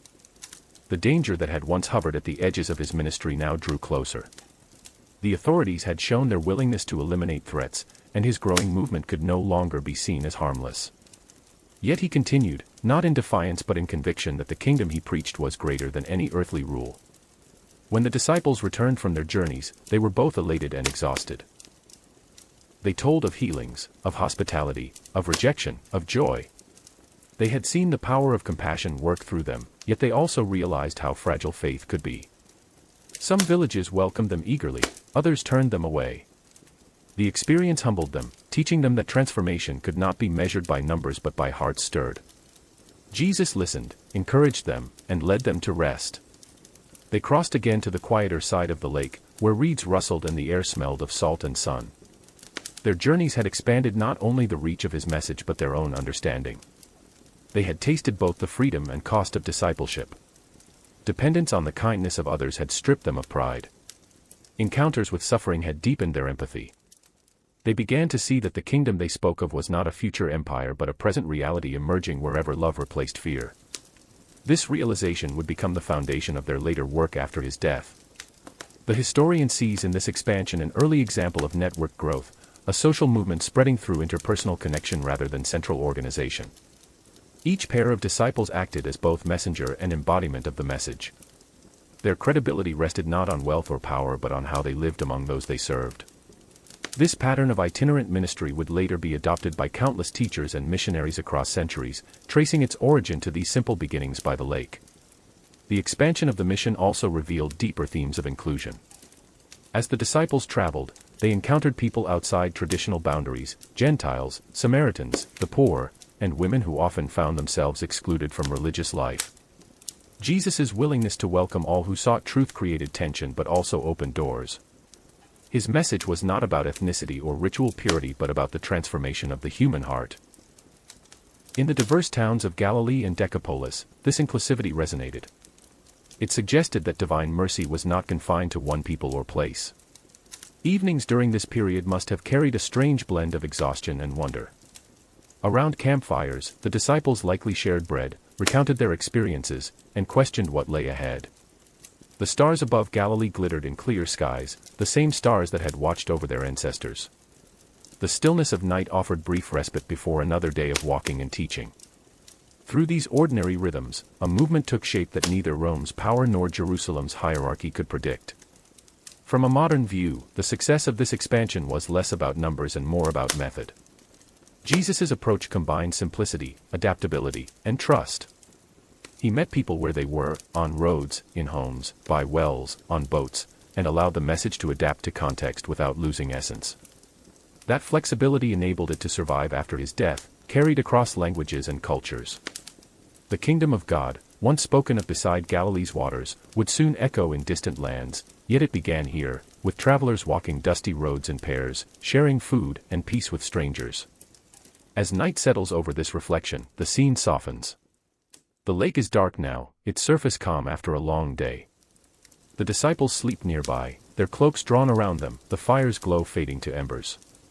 Jesus sits awake, watching the horizon, knowing that the path ahead will narrow as it leads toward Jerusalem. For now, there is quiet, the calm between labor and loss, between expansion and confrontation. The teacher who began his work alone now shares it with others, and through their small acts, the world around them begins, quietly, to change. To the listener drifting into sleep, picture that stillness, the hush of night after miles of walking, the gentle rustle of reeds, the warmth of fire fading. The mission has expanded, the message has taken root, and though uncertainty lies ahead, the moment is peaceful. The lake breathes softly under the stars, holding the reflection of a new dawn waiting to rise. Part 8, Signs and Misunderstanding. By the time the disciples returned from their journeys, the countryside of Galilee had changed. The name of Jesus was known far beyond the lake, whispered in markets and discussed in synagogues. Wherever he went, crowds gathered before dawn, bringing the sick on mats, the blind led by relatives, and the weary carried by friends. Some came for healing, others for hope, and still others simply to see the men whose words unsettled both priest and peasant. The energy around him was electric, but beneath it ran a current of confusion. People wondered who he truly was, a prophet, a healer, perhaps even the long-awaited Messiah. In ancient Judea, Messiah meant more than a spiritual figure. It carried political weight. Generations had prayed for an anointed king who would free the nation from foreign rule and restore David's throne. Many who followed Jesus expected such deliverance. His power over sickness and nature seemed proof that he could lead a revolution. Yet his message spoke of peace, humility, and mercy toward enemies. The more he revealed through his actions, the less people understood. The Gospels remember several moments when misunderstanding reached its peak. One occurred after he fed thousands on a hillside, multiplying bread and fish to meet their hunger. In the glow of that miracle, the crowd sought to make him king. They saw in him the power to provide, the strength to lead. But he withdrew to the mountains alone, rejecting the kind of kingship they desired. The people could not comprehend why anyone would refuse power. For Jesus, the act of feeding had symbolized generosity, not political conquest. It was a sign, not a strategy. That night, a storm rose suddenly on the Sea of Galilee. The disciples, rowing against fierce wind, feared for their lives. Through the mist they saw a figure approaching across the water. The image would become one of the most enduring in history. Jesus walking toward them through chaos, steady while waves crashed around. To some, it was a literal event, to others, a symbolic expression of faith's calm amid turmoil. Either way, the meaning was clear to those who experienced it. Even in confusion and fear, presence itself could bring peace. The storm ceased, and the lake lay silent again. Yet within the disciples lingered awe mixed with uncertainty. "Who is this," they asked, "that even the wind and sea obey him?" Their question echoed through every village he visited. Rumors multiplied. Some called him Elijah returned, others a new Moses, still others a deceiver. Even his own followers struggled to define him. They saw power but could not grasp purpose. Each sign he performed, healing, feeding, calming storms, seemed to demand interpretation, and each interpretation fell short. It was not that they lacked faith but that they expected a Messiah shaped by their hopes rather than by his vision. At a remote place near Caesarea Philippi, a town known for its shrines to Roman gods, Jesus turned to his disciples and asked, "Who do people say I am?" They listed the rumors: John the Baptist, Elijah, one of the prophets. Then he asked, "But who do you say I am?" Simon Peter, often the first to speak, answered, "You are the Messiah." It was a moment of revelation, yet even this understanding carried assumptions. For Peter, Messiah likely meant the conqueror who would overthrow oppression. Jesus immediately corrected him, explaining that the path ahead led not to power but to suffering and death. The disciples were stunned. A suffering Messiah was unthinkable. Peter protested, and Jesus rebuked him sharply. The misunderstanding between master and follower was complete. From a historian's view, this tension captures a turning point in his ministry. Until this point, his mission had focused on Galilee's villages, healing, teaching, feeding, gathering. After this confession, his journey turned toward Jerusalem. The focus shifted from local renewal to a confrontation with the center of power. The misunderstandings surrounding his identity would now take on greater consequence. What had been curiosity among the crowds would soon become division. What had been suspicion among authorities would become resolve. One of the most mysterious events remembered from this period occurred on a mountain, later called the Transfiguration. Jesus took Peter, James, and John with him up a high slope, away from the crowds. There, something extraordinary happened. His face, they said, shone like the sun, and his garments gleamed with light. Two figures appeared beside him, identified as Moses and Elijah, representing law and prophecy. The disciples, overwhelmed, fell to the ground. When they looked again, the vision had vanished, and only Jesus remained. To modern historians, this story resists easy explanation. Whether mystical experience, symbolic vision, or literary expression, it conveys how his followers began to perceive divine radiance in his humanity. For the disciples, the moment confirmed what words could not. Yet even then, Jesus told them to keep silent about what they had seen until after his death. He knew that too much revelation too soon could distort the message. The kingdom he spoke of was not built on spectacle but on transformation of the heart. Despite his caution, news of his power continued to spread. Crowds swelled again, drawn by signs they did not fully comprehend. They demanded wonders as proof of authority. Some asked for heavenly signs, others for political guarantees. To their disappointment, he refused both. "A wicked generation seeks a sign," he said, "but none will be given except the sign of Jonah," a cryptic reference to death and resurrection that few understood at the time. His refusal revealed a growing divide. The more people sought proof, the more he pointed them back to faith. The misunderstanding extended beyond public perception. Even those closest to him faltered. When he spoke of serving others as the path to greatness, they argued among themselves about who was greatest. When he predicted his suffering, they tried to change the subject. Their devotion was genuine but incomplete, shaped by expectation rather than comprehension. They believed he could heal any wound but not that he might choose to be wounded. It would take his death and its aftermath for them to understand the paradox of power in weakness.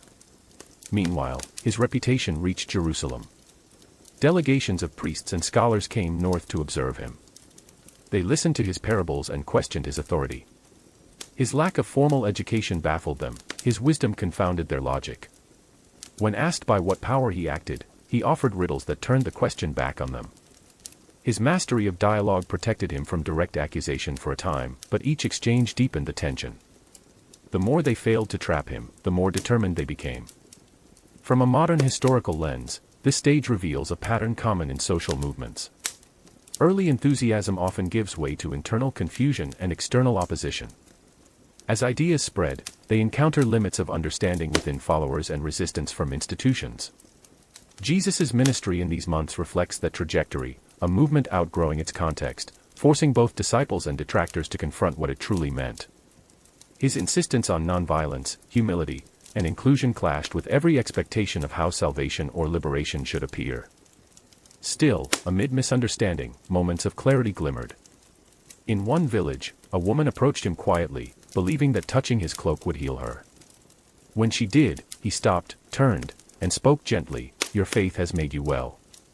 No command, no display, just recognition. The scene captures the essence of his teaching, transformation through trust, not through force. It was a small moment, easily overlooked among greater signs, but it reflected the heart of his message more than any miracle. As his journey continued, he spoke increasingly of his impending death, though few listened carefully. The disciples, uneasy with such talk, tried to assure him that nothing would happen. But he knew the pattern of prophets in Israel's history, their words welcomed, then rejected. He knew how empires treated those who disturbed their peace. The path to Jerusalem would not be triumphant. Still, he walked it with composure, aware that misunderstanding was part of the cost of truth. As night settles in this retelling, imagine the scene near the lake after a long day of teaching. The crowds have gone home, and only the faint sound of waves remains. The disciples sit together in quiet conversation, puzzled by all they have seen. Their master rests nearby, his face calm but distant, as if his thoughts lie beyond the horizon. The air is cool, scented with damp earth and wild herbs. Above them, stars appear, unchanging, silent witnesses to confusion below. For the listener resting now, picture that stillness. The noise of the day has faded, yet questions remain unanswered. The disciples' hearts are full of faith and uncertainty, love and fear, just as the world's hearts have always been when faced with mystery. The light that shone on the mountain has dimmed for now, hidden beneath the weight of misunderstanding. But it has not gone out. It waits, patient and enduring, for the moment when all will be revealed. Part 9, The Journey South. The time in Galilee was drawing to a close. The hills that had echoed with his voice, the lakeside paths where the crowds gathered, were beginning to fade behind him. Jesus had spent months teaching, healing, and revealing glimpses of a kingdom not bound by borders. Yet that kingdom's message was never meant to stay in the north. The road now led south. To Jerusalem, the heart of both faith and power, and the place where prophets' words often met their end. The journey began quietly. The disciples, still uncertain about his warnings of suffering, followed with mixed feelings. They had seen his miracles, his authority over storms and sickness, and still struggled to understand why he spoke of rejection and death.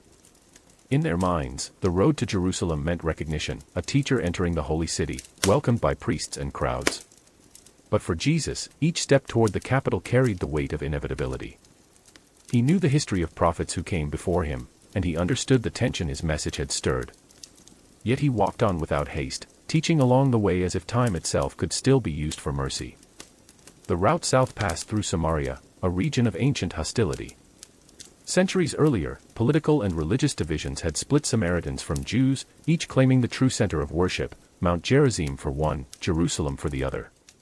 Travelers often avoided Samaritan territory, taking longer routes east of the Jordan. But Jesus chose to pass through directly. His movement had always crossed boundaries, this journey would be no different.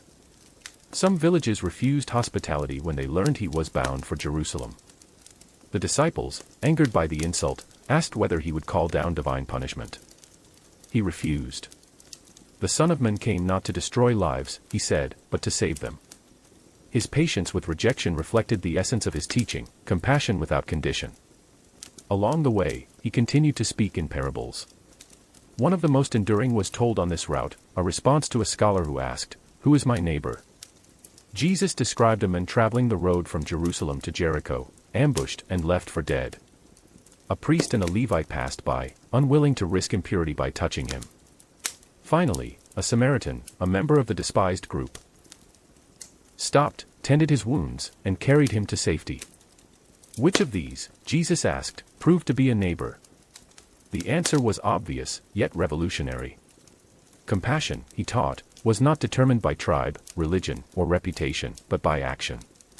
In the story, the Samaritan became the model of mercy, overturning generations of prejudice. Historians often note how this parable mirrored the realities of the road itself. The route from Jerusalem to Jericho was steep and dangerous, descending through desert ravines. Bandit attacks were common. To travelers of the time, the story was not abstract but vividly real. Yet its meaning transcended geography. By making the hero a Samaritan, Jesus redefined holiness in human terms: help given, life preserved, dignity restored. The lesson carried as much moral weight as any sermon ever preached in a temple. The journey continued through dusty towns and open countryside. The company was not large: his disciples, a few women who supported the group, and followers who joined for a time before returning home. They relied on hospitality, sleeping under roofs when invited, under stars when not. By day they walked beneath a sun that bleached the hillsides pale. By night they gathered around small fires, sharing food and reflection. The rhythm of travel allowed moments of quiet, where teaching mingled with silence and the disciples pondered what lay ahead. As they drew nearer to Judea, the air grew drier, the landscape harsher. The Jordan Valley opened wide, and the road turned upward toward the heights of Jerusalem. Somewhere along that route, between the wilderness and the city, Jesus met a tax collector named Zacchaeus. The man had climbed a sycamore tree just to see him pass, being too short to see over the crowd. When Jesus called to him to come down, saying he would dine in his home, the people murmured. Why share a meal with a man known for exploiting his neighbors? Yet Zacchaeus, moved by the gesture, promised restitution to those he had wronged and generosity to the poor. It was another lesson in how transformation often began with a single act of acceptance. Each encounter along the way carried layers of meaning, parables embodied in real lives. Blind beggars by the roadside called out for sight, children gathered close, welcomed when others tried to send them away. Questions about eternal life, wealth, and humility filled the air. To one rich young man who asked how to gain life everlasting, Jesus replied, "Sell all you have and give to the poor." The men turned away, saddened. The disciples, shocked, asked who then could be saved. Jesus answered softly, "With men it is impossible, but not with God." His words carried the rhythm of both challenge and comfort, echoing against the wind that swept through the valleys. From a historical perspective, this southward journey illustrates the movement's shift from local ministry to national significance. The teachings that began by the lake were now spoken in the shadow of the temple. The themes of love, mercy, and humility met the structures of power and orthodoxy head-on. Each parable, each encounter, peeled back the layers of society, religion intertwined with politics, purity with privilege. The moral message that had once seemed harmless among fishermen now threatened to upend the assumptions of a nation. Jericho marked the final stop before Jerusalem, an oasis city surrounded by palms and springs. Travelers rested there before climbing the steep road to the capital. The disciples could sense the tension rising. The teacher's demeanor grew quieter, more inward. He spoke often of his approaching death, though they still did not understand. To them, Jerusalem meant victory, a city that would finally recognize the prophet it had ignored. To him, it meant fulfillment through suffering. The gap between expectation and reality narrowed with every step. As the group began the ascent toward the city, pilgrims joined the road, singing psalms for the upcoming festival. The Passover was near, a time of remembrance for liberation from Egypt. Each year, thousands came to celebrate God's deliverance from bondage.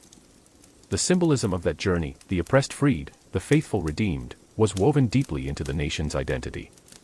To arrive in Jerusalem during Passover carrying a message of divine freedom was both fitting and dangerous. The same story that inspired hope could also ignite rebellion, and Rome watched closely for any spark. The road wound upward through dry stone and olive groves, the city still hidden beyond the ridge. The disciples followed in silence, each lost in thought. Some perhaps imagined thrones and glory, others sensed the weight of what was to come. Jesus walked ahead, steady, his face calm in the fading light. The sun set behind them, casting long shadows across the path. From the higher slopes, they could see the desert to the east, the silver thread of the Jordan, and beyond it the hills of Moab. It was a view both vast and lonely, the horizon stretching farther than understanding. From a modern viewpoint, this journey south embodies the transition from teaching to destiny, from ministry to confrontation. Every movement of reform eventually reaches its crossroads, where message and power collide. For Jesus, that moment was approaching.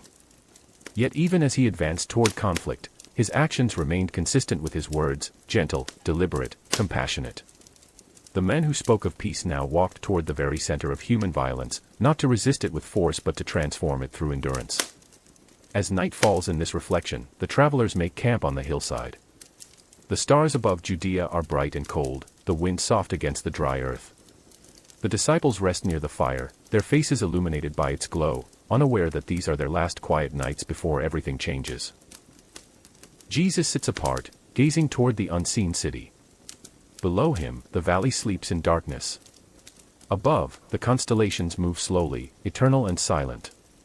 For the listener drifting into rest, imagine this moment of stillness before arrival, the hush of travelers on a mountain road, the faint crackle of flame, the vast sky stretching beyond thought.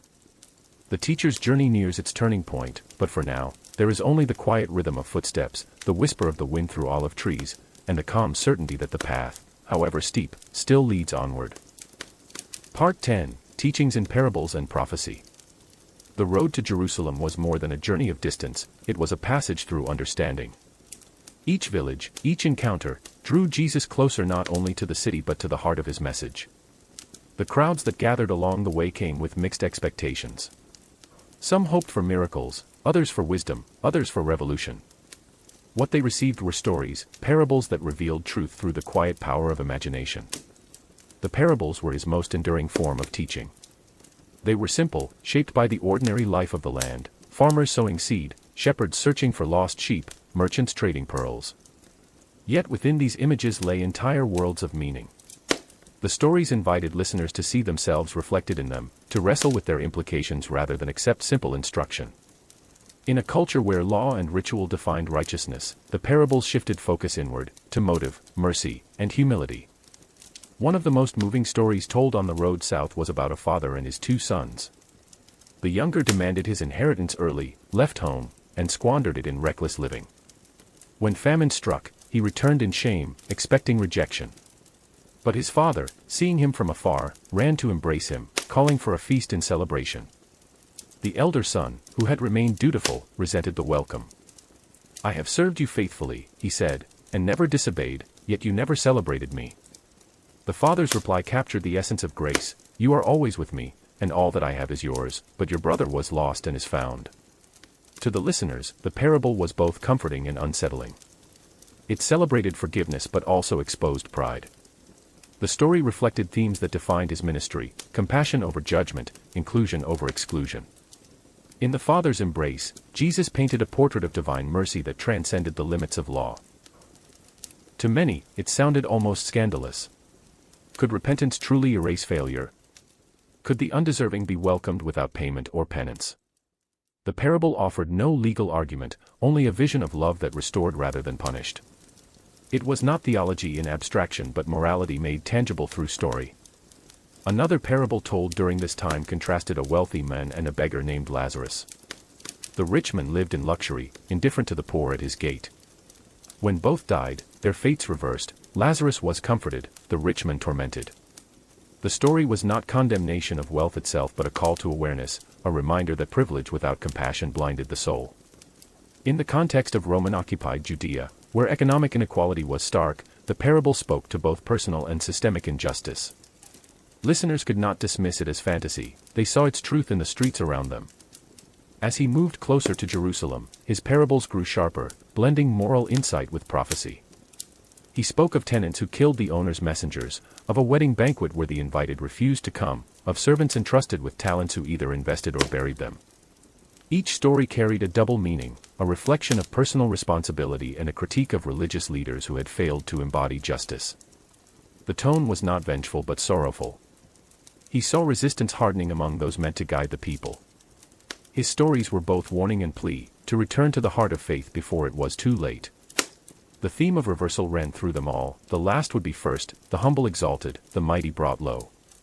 It was a message that appealed to the poor but troubled the powerful. In the eyes of empire, hierarchy maintained order; in his vision, mercy redefined greatness. The kingdom of God was not a realm of domination but of service, where power existed to uplift the weak. To express such a vision in an age of empire was quietly revolutionary. Amid teaching, he continued to perform acts of compassion. In one village, he healed 10 lepers who stood at a distance, outcasts under the law. Only one, a Samaritan, returned to give thanks.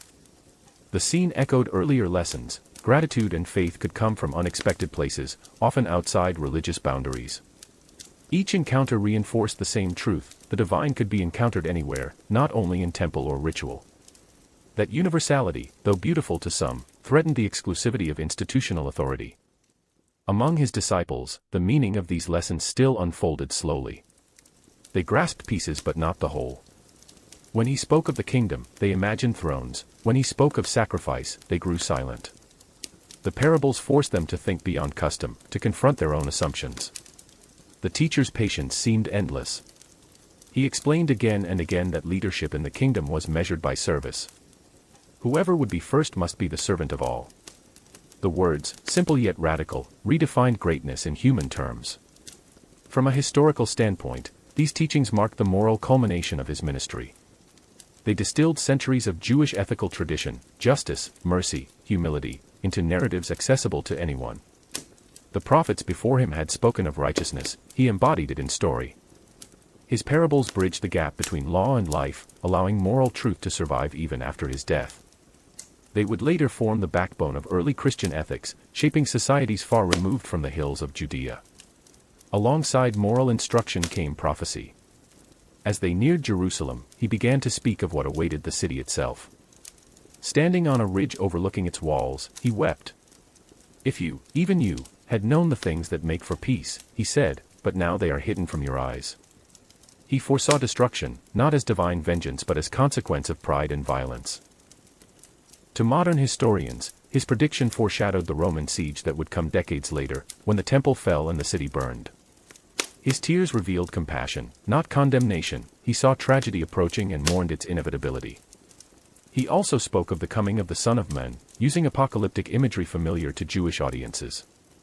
His words of cosmic upheaval, sun darkened, stars falling, nations trembling, were not forecasts of catastrophe so much as symbols of transformation. They expressed hope that divine justice would eventually overturn corruption.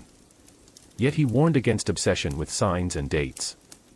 "No one knows the hour," he said. "Therefore keep watch." The message was moral vigilance, not fear, faithfulness amid uncertainty. These prophetic teachings deepened the contrast between his vision and the expectations around him.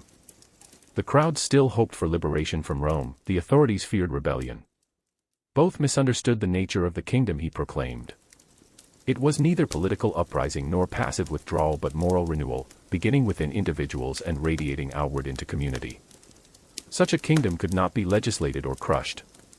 It lived wherever compassion triumphed over cruelty. As the group approached the outskirts of Jerusalem, the air grew tense. The festival crowds were swelling, and Roman patrols watched for unrest. The disciples felt anticipation but could not name its source. Some still dreamed of triumph, of recognition, of vindication. Yet Jesus' demeanor was steady, almost solemn. His stories had grown darker, filled with warnings of betrayal and loss. Beneath his calm lay awareness that his words were drawing the final circle around him. For modern readers, these last parables and prophecies reveal a teacher who saw human patterns clearly: how faith becomes pride, how institutions harden, how compassion is forgotten. His stories endure precisely because they speak to conditions that never fully vanish. The Samaritan, the prodigal son, the rich man and Lazarus, each reappears in every age under new names. In this way, the journey to Jerusalem was not merely historical but timeless, a reflection of humanity's constant crossing between understanding and blindness. As evening settles over this reflection, the travelers pause near Bethany, a village just beyond the city's eastern slope. The Mount of Olives rises above them, its grove silver in the moonlight. They rest among friends, unaware that this will be their final refuge before the events that change history. The air carries the scent of oil and dust, the hum of festival preparation from the city below. The teacher sits quietly, watching the flicker of lamps along the walls of Jerusalem. For the listener now, imagine that stillness, the hush before arrival, the glow of distant lights, the sound of wind through olive branches. The stories have been told, the warnings given. The journey's end is near, though its meaning is not yet clear to those who walk beside him. In the quiet of the night, the parables linger in the air like seeds carried by wind, waiting for the soil of understanding to receive them. Part 11, The Entry into Jerusalem. Morning light crept over the Mount of Olives, washing the slopes in pale gold. From there, the city of Jerusalem spread before them, walls of pale stone gleaming in the sun, the Temple Mount rising above all else, its courts already stirring with pilgrims for the Passover festival. The air smelled of dust, olive oil, and burning offerings. Tens of thousands had come from across Judea and beyond, swelling the city's narrow streets. For Jesus and his followers, the long journey was nearly over. But the destination carried a weight that few understood. Jerusalem was more than a city. To the people of Israel, it was the heart of the world, the dwelling place of God. Its temple symbolized covenant and identity. For centuries, prophets had spoken of its glory and its fall, its faith and its corruption. To enter Jerusalem as a teacher of moral renewal was to step into the center of both hope and conflict. Everything he had taught in Galilee, the reversal of power, the triumph of mercy, would now meet the full structure of empire and religion. As they approached from Bethany, a small village on the eastern slope of the Mount of Olives, Jesus sent 2 of his disciples ahead, instructing them to find a colt tied nearby. "Untie it," he said, "and bring it to me." The detail may seem simple, but to those who knew the scriptures, it carried significance. Centuries earlier, the prophet Zechariah had written of a humble king entering Jerusalem riding on a donkey, a symbol of peace rather than war. By choosing this image, Jesus was not acting as a conqueror but as a living sign of nonviolence, fulfilling prophecy through humility. The road from the Mount of Olives descended sharply toward the Kidron Valley and then rose to the city gate. Along this path, pilgrims laid branches and garments before him, singing lines from the Psalms, "Blessed is he who comes in the name of the Lord." The sound of their voices echoed between the hills. To many, the act resembled a royal procession, to others, a festival welcome for a beloved teacher. The palm branches, symbols of victory and peace, waved in the wind. The scene was jubilant, yet beneath the celebration ran unease. The same city that welcomed prophets often turned against them when their words challenged too much. From a historian's perspective, the event was both symbolic and risky.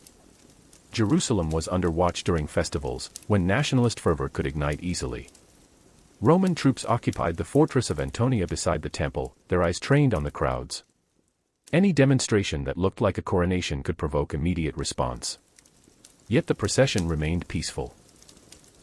There were no weapons, no demands, only songs and movement. Still, the authorities would have taken notice.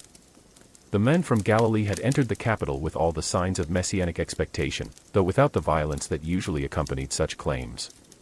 Upon entering the city, Jesus went straight to the temple. It was late in the day, but the courts were busy, money changers exchanging foreign coins for temple currency, merchants selling doves and lambs for sacrifices, pilgrims moving in steady streams. He stood and looked around in silence. The temple was magnificent, rebuilt by Herod with towering colonnades and marble courtyards. Yet within its splendor, he saw the imbalance of wealth and devotion, the holy place turned marketplace. The moment passed without action, but the following day he would return, and his restraint would end. That night they stayed in Bethany, likely in the home of friends, Mary, Martha, and Lazarus, whose hospitality had long offered refuge. The village sat just 2 miles from the city, close enough to walk by morning light. The disciples were restless, caught between excitement and anxiety. They spoke of the crowd's welcome, of how even children had shouted praises. Yet beneath their enthusiasm lay confusion. The teacher had not claimed kingship, had not rallied supporters, had not spoken of rebellion. His calm amid the noise left them uncertain. For them, triumph meant recognition, for him, it meant surrender. When dawn came, they returned to the temple. What followed is remembered as one of the most dramatic acts of his life. Entering the outer court, he overturned the tables of the money changers and drove out those selling animals. "It is written," he cried, "My house shall be a house of prayer, but you have made it a den of thieves." To modern ears, the scene may sound violent, but it was not an assault in the military sense. It was symbolic protest. A prophetic gesture echoing centuries of criticism against greed cloaked in piety. In that moment, he confronted not Rome but religion itself, exposing how holiness could be corrupted by commerce. For the priestly authorities, this was intolerable. The temple economy funded sacrifices, supported families, and maintained order. To challenge it was to threaten stability. Yet the people, many of whom resented the exploitation of pilgrims, were moved. His act was both moral cleansing and public provocation. In a single gesture, he positioned himself as reformer, prophet, and, whether he intended it or not, revolutionary. The tension that had simmered through his ministry now reached its boiling point. Over the next days, he taught within the temple courts, his voice rising among columns that echoed with debate. Crowds listened as he told parables directed toward the religious elite, the vineyard tenants who killed their master's messengers, the builders who rejected the cornerstone. Each story was transparent in its meaning, a critique of leadership that had failed its purpose. The listeners understood and grew angry. "By what authority do you do these things?" they demanded. His reply, characteristically indirect, turned the question back upon them, leaving them speechless. The atmosphere in Jerusalem was electric. Festival pilgrims swarmed the streets, and word of the Galilean teacher's defiance spread quickly. Some saw in him the hope of national renewal, others saw the danger of unrest. The chief priests and elders met in council, debating how to contain him without inciting the crowd. They needed a pretext, something that could frame his arrest as necessary for peace. Within their ranks, alliances formed quietly, and the shadow of betrayal began to stretch. Outside the temple, the city continued its festival rhythm, markets crowded, prayers rising, families preparing Passover meals. The disciples moved among the people, their sense of foreboding deepening. They had entered the holy city not as conquerors but as guests of suspicion. Yet even as danger gathered, Jesus continued to speak calmly. He warned of hypocrisy, urged vigilance, and repeated the greatest commandment, to love God and neighbor with equal devotion. His words, spoken amid rising hostility, carried the serene tone of one who already understood how the story would end. From a historian's lens, the entry into Jerusalem represents the decisive public act that sealed his fate.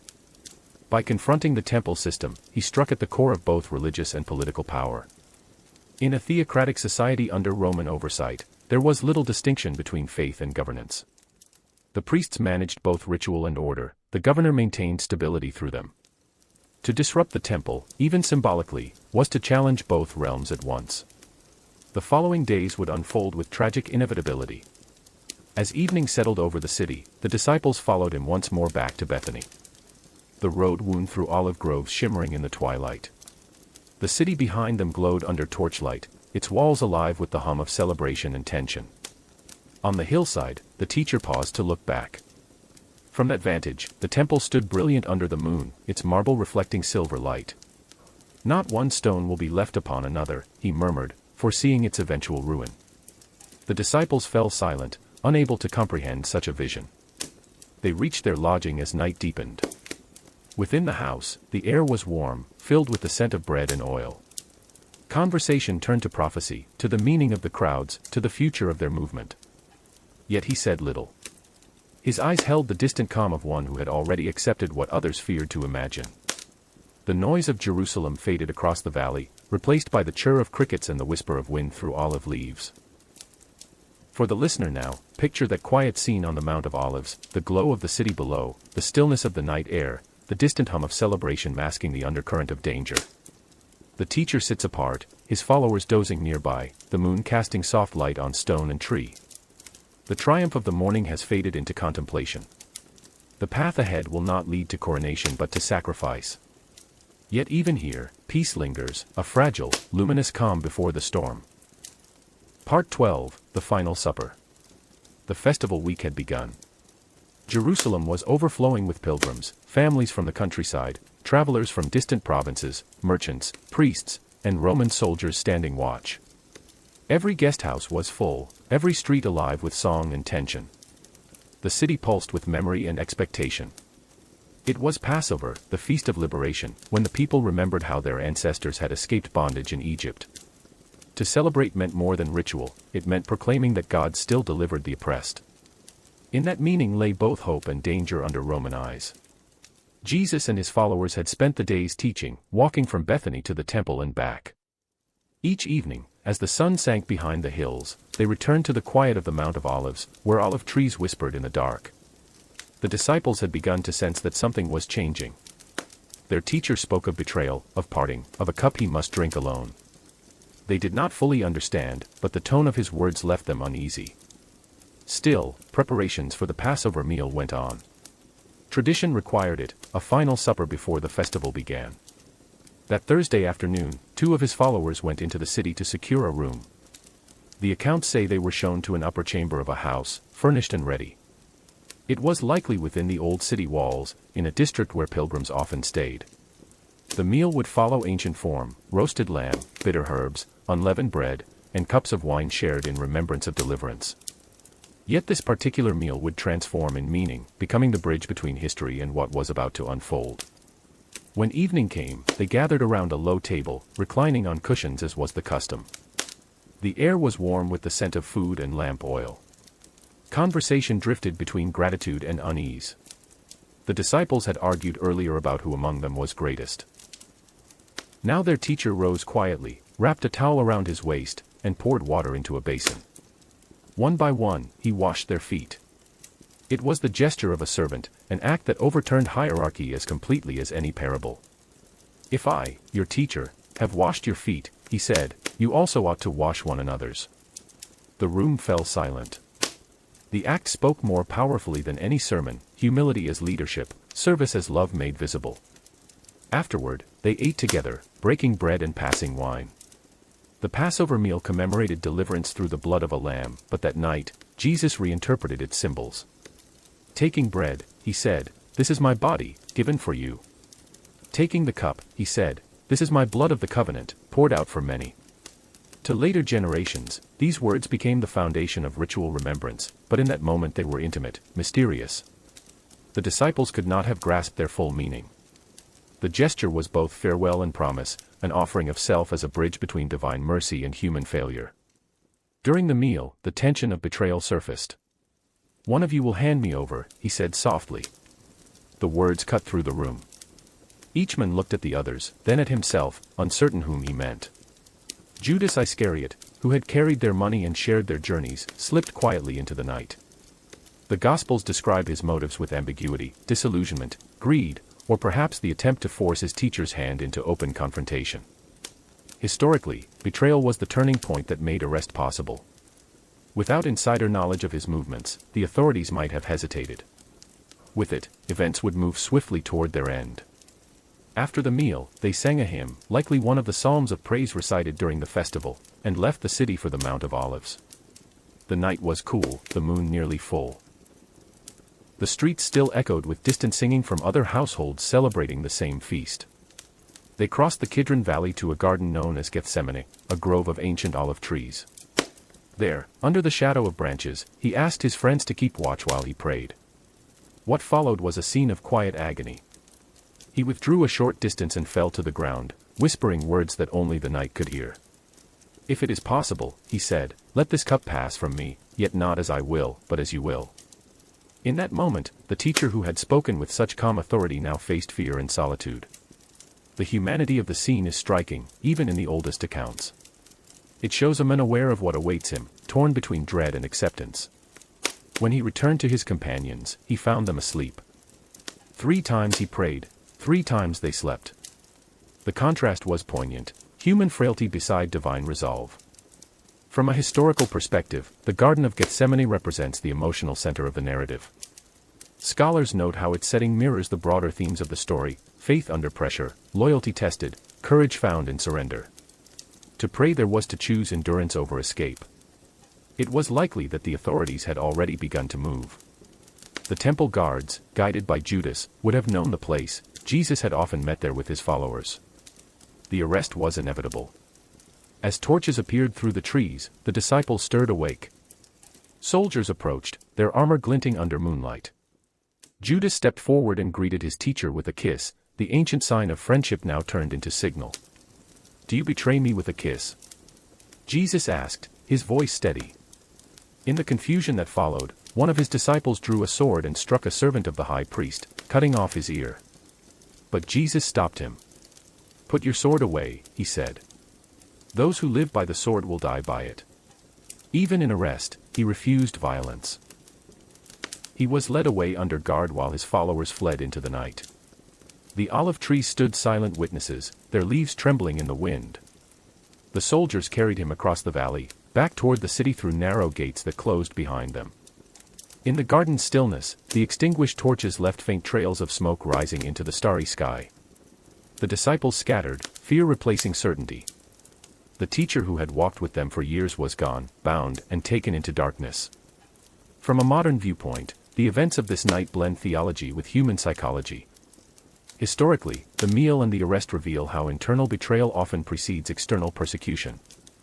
Every movement that threatens the established order risks fracture from within. Judas's act was the intersection of personal disillusionment and systemic fear.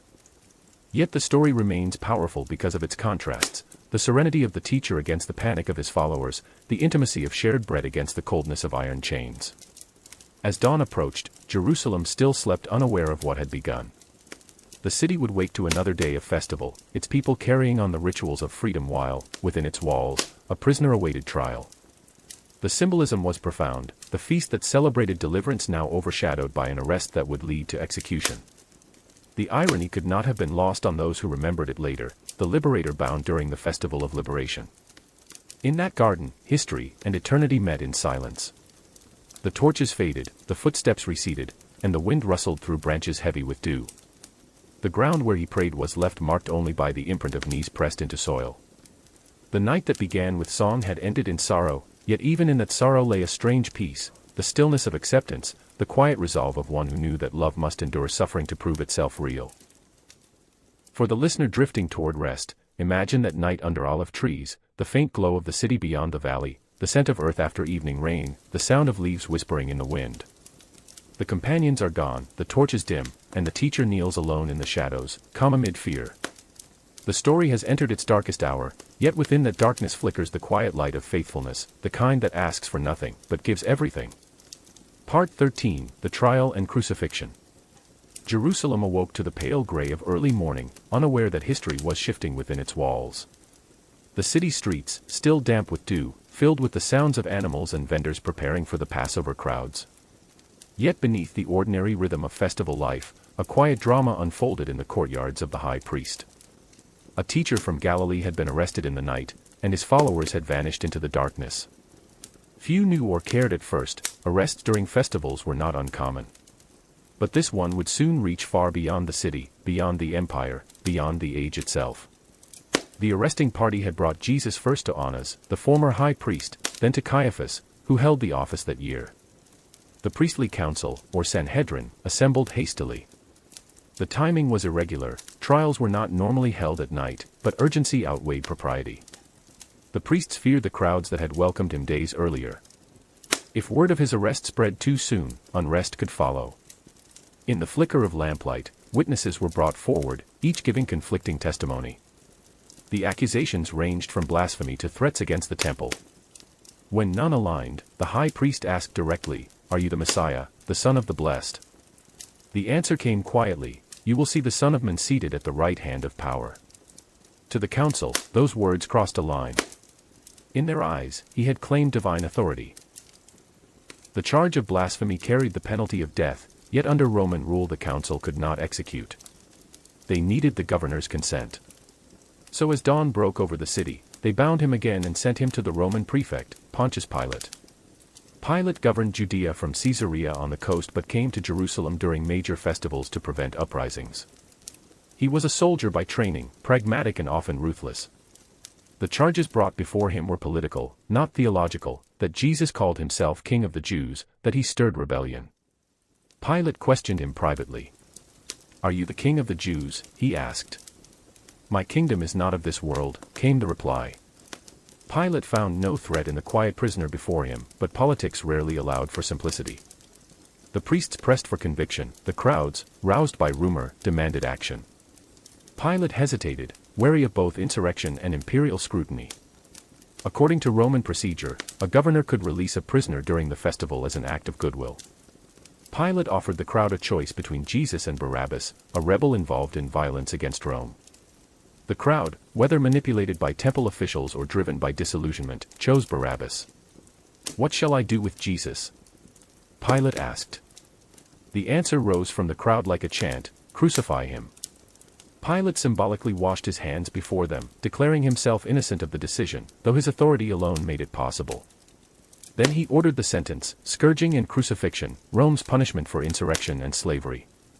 Before execution, Roman custom required scourging. Soldiers stripped the condemned and beat him with whips weighted by metal and bone. It was a method meant to humiliate as much as to wound. In the governor's courtyard, the soldiers mocked him further, draping a purple cloak across his shoulders, placing a reed in his hand, and pressing a crown of thorns upon his head. "Hail, King of the Jews," they jeered, bowing in cruel imitation.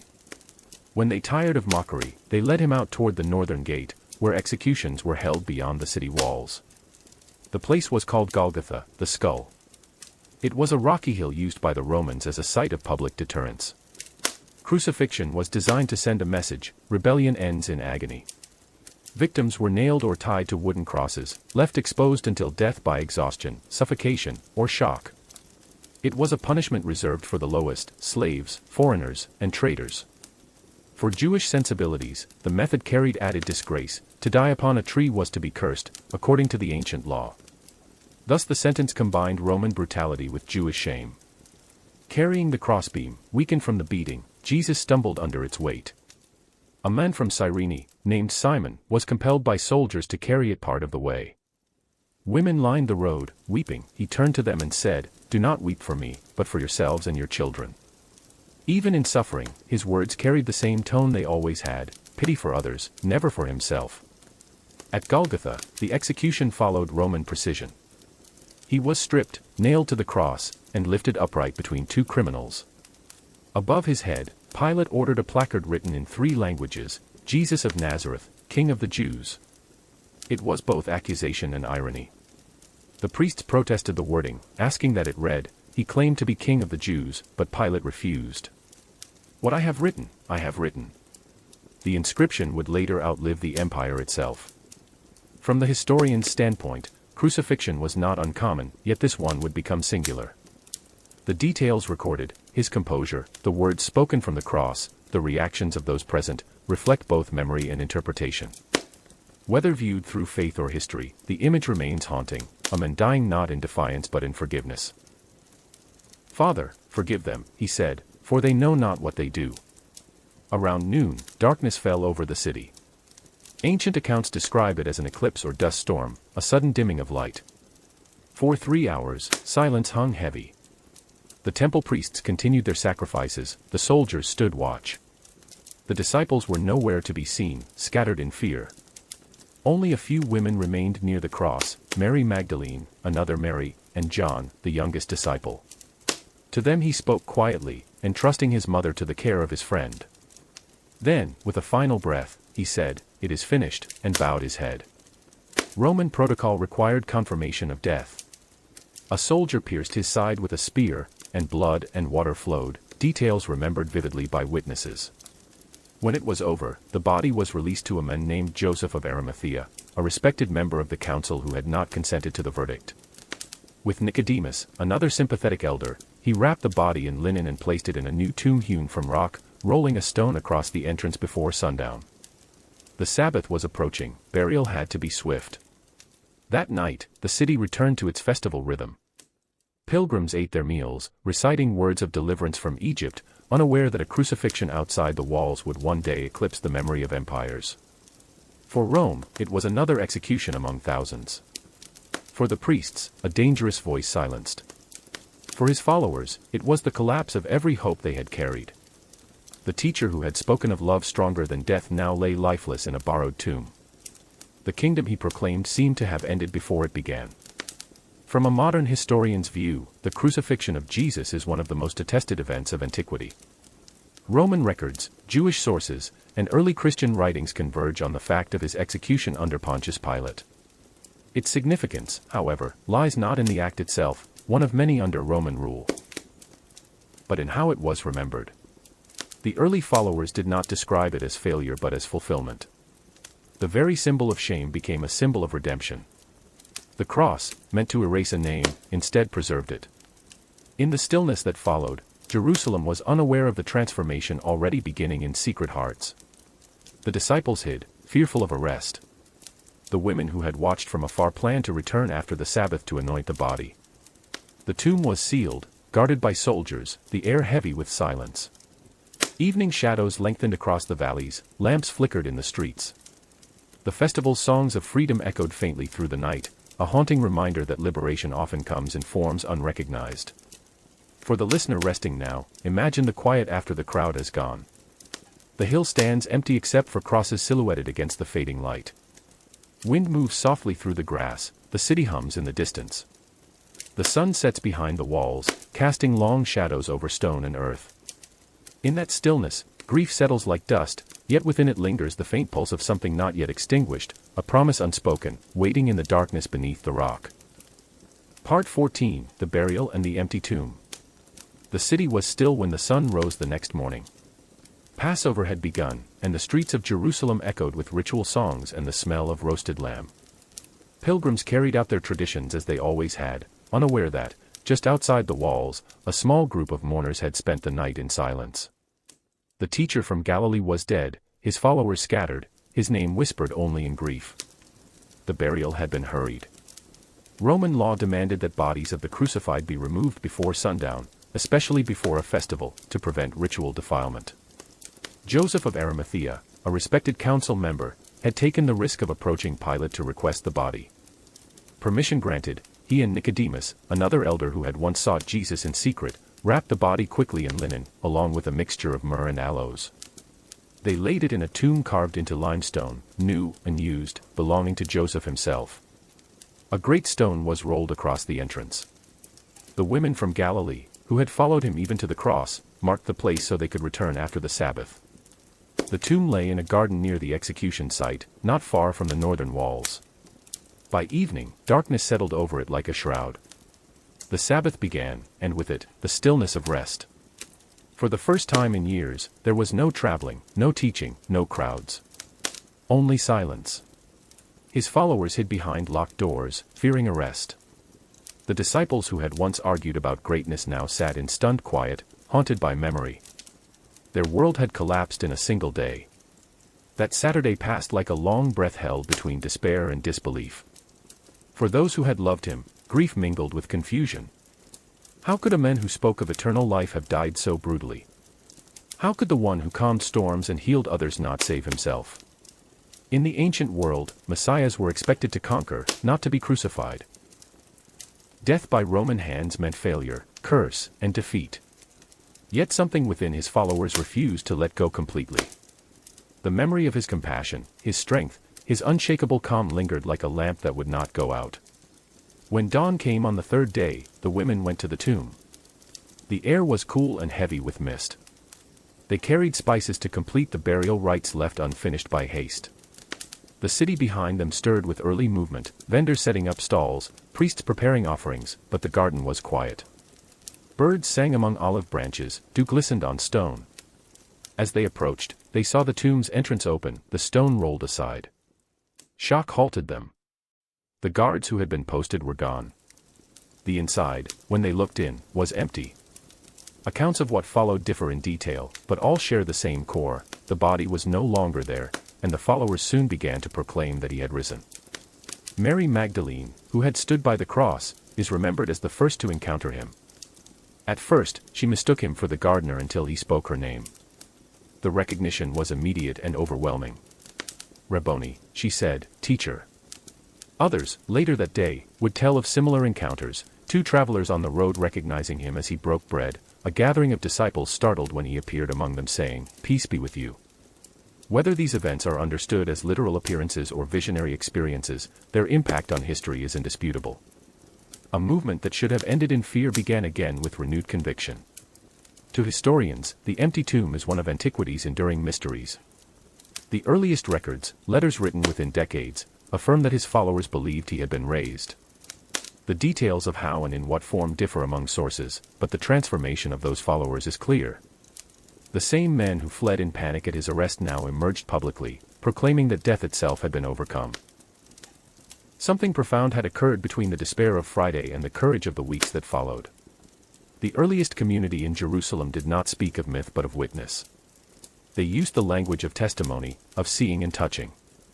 For them, resurrection was not metaphor but reality, the divine vindication of one unjustly condemned. It turned shame into glory, defeat into meaning. The cross, a symbol of disgrace, became the sign of redemption. Historically, this reversal is remarkable. No ancient movement survived the public execution of its leader, yet this one not only survived but spread. The reason lay in what the followers believed they had experienced, not the memory of a dead teacher, but the presence of one who lived. In later centuries, theologians would debate the nature of resurrection, physical, spiritual, symbolic, but the earliest believers cared little for categories. They spoke instead of joy, of purpose restored, of fear replaced by peace. Their message was not vengeance but forgiveness, that the one crucified had forgiven his executioners and now offered reconciliation to all. Such an idea was unprecedented in the ancient world. Gods of empire demanded loyalty, philosophers sought wisdom, conquerors imposed order. This message offered grace, unearned, universal, transforming. From a modern perspective, whether one accepts the resurrection as event or enduring belief, its historical consequence is undeniable. It changed how humanity viewed suffering, death, and hope. The followers of Jesus no longer saw crucifixion as shameful but as sacred, no longer viewed death as final but as doorway. The empty tomb became less a monument to miracle than a symbol of renewal, the moment when despair gave way to meaning. In Jerusalem, however, that first day ended in confusion. Reports of sightings spread among the disciples. Some believed, others doubted. Thomas, hearing the news, said he would not believe unless he saw the wounds himself. When, according to tradition, he later did, his skepticism turned to awe. The stories multiplied, blending awe with mystery. What mattered was not how but that they believed, and in believing, they found courage again. The weeks that followed saw quiet gatherings in hidden rooms. They broke bread as they had on the night before his death, repeating his words, sharing food and memory. Gradually, fear gave way to purpose. They spoke of forgiveness, of a spirit that could not be confined by tomb or empire. Their teacher's voice seemed to echo in their hearts, urging them to love, to serve, to go into the world. That conviction would carry them far beyond Judea, to Samaria, Syria, Rome, and eventually every corner of the known world. As night falls over this reflection, imagine that garden outside Jerusalem, the stillness of dawn, the scent of wet stone, the faint breeze among olive branches. The tomb stands open, silent, the light of early morning filtering through. No crowds, no witnesses now, only the whisper of air and the memory of footsteps. The story that began in obscurity among fishermen now turns toward eternity, carried not by armies but by words, not by conquest but by faith. For the listener resting now, picture that calm morning. The city awakens in the distance, unaware that its quiet garden holds the seed of a story that will never fade. The heavy stone is rolled aside, the darkness within has lifted, and from that emptiness, hope takes form, gentle, enduring, and alive in every generation that follows. Part 15, Resurrection Appearances and Ascension. The days that followed the discovery of the empty tomb were unlike anything the small circle of followers had ever known. The city that had witnessed their despair now carried whispers of impossible hope. Those who had hidden in fear began to emerge, timidly at first, then with growing confidence, saying that their teacher had appeared to them, alive, speaking, recognizable yet transformed. In quiet rooms and along dusty roads, they told of encounters that renewed faith and reshaped understanding. Jerusalem in that season was still crowded with pilgrims, many of whom had already begun their journeys home. The festival had ended, and with it, the heightened tension that had filled the city during his trial. Roman patrols maintained order, unaware that within the homes of a few Galileans, something extraordinary was taking shape. The same group that had scattered days earlier now gathered nightly, not in mourning but in awe. Mary Magdalene had been the first to tell them, her voice trembling as she spoke of meeting him in the garden. Some dismissed it as grief's vision, others listened with quiet wonder. But soon, other reports followed, 2 travelers returning from Emmaus, saying they had spoken with him along the road, recognizing him only when he broke bread. Then more, a group of disciples in a locked room who claimed he had stood among them, offering peace. "See my hands and my feet," he said, "touch and believe." They described not a ghost but a presence both physical and transcendent. From a historical perspective, such experiences cannot be measured by modern standards of evidence. They belong to the realm of encounter, where memory, faith, and emotion intertwine. Yet the consistency of these early accounts, recorded independently within decades, suggests something powerful occurred. The followers were not merely comforted, they were transformed. Fear gave way to conviction, despair to mission. Whatever they experienced, it carried the force to turn fugitives into founders.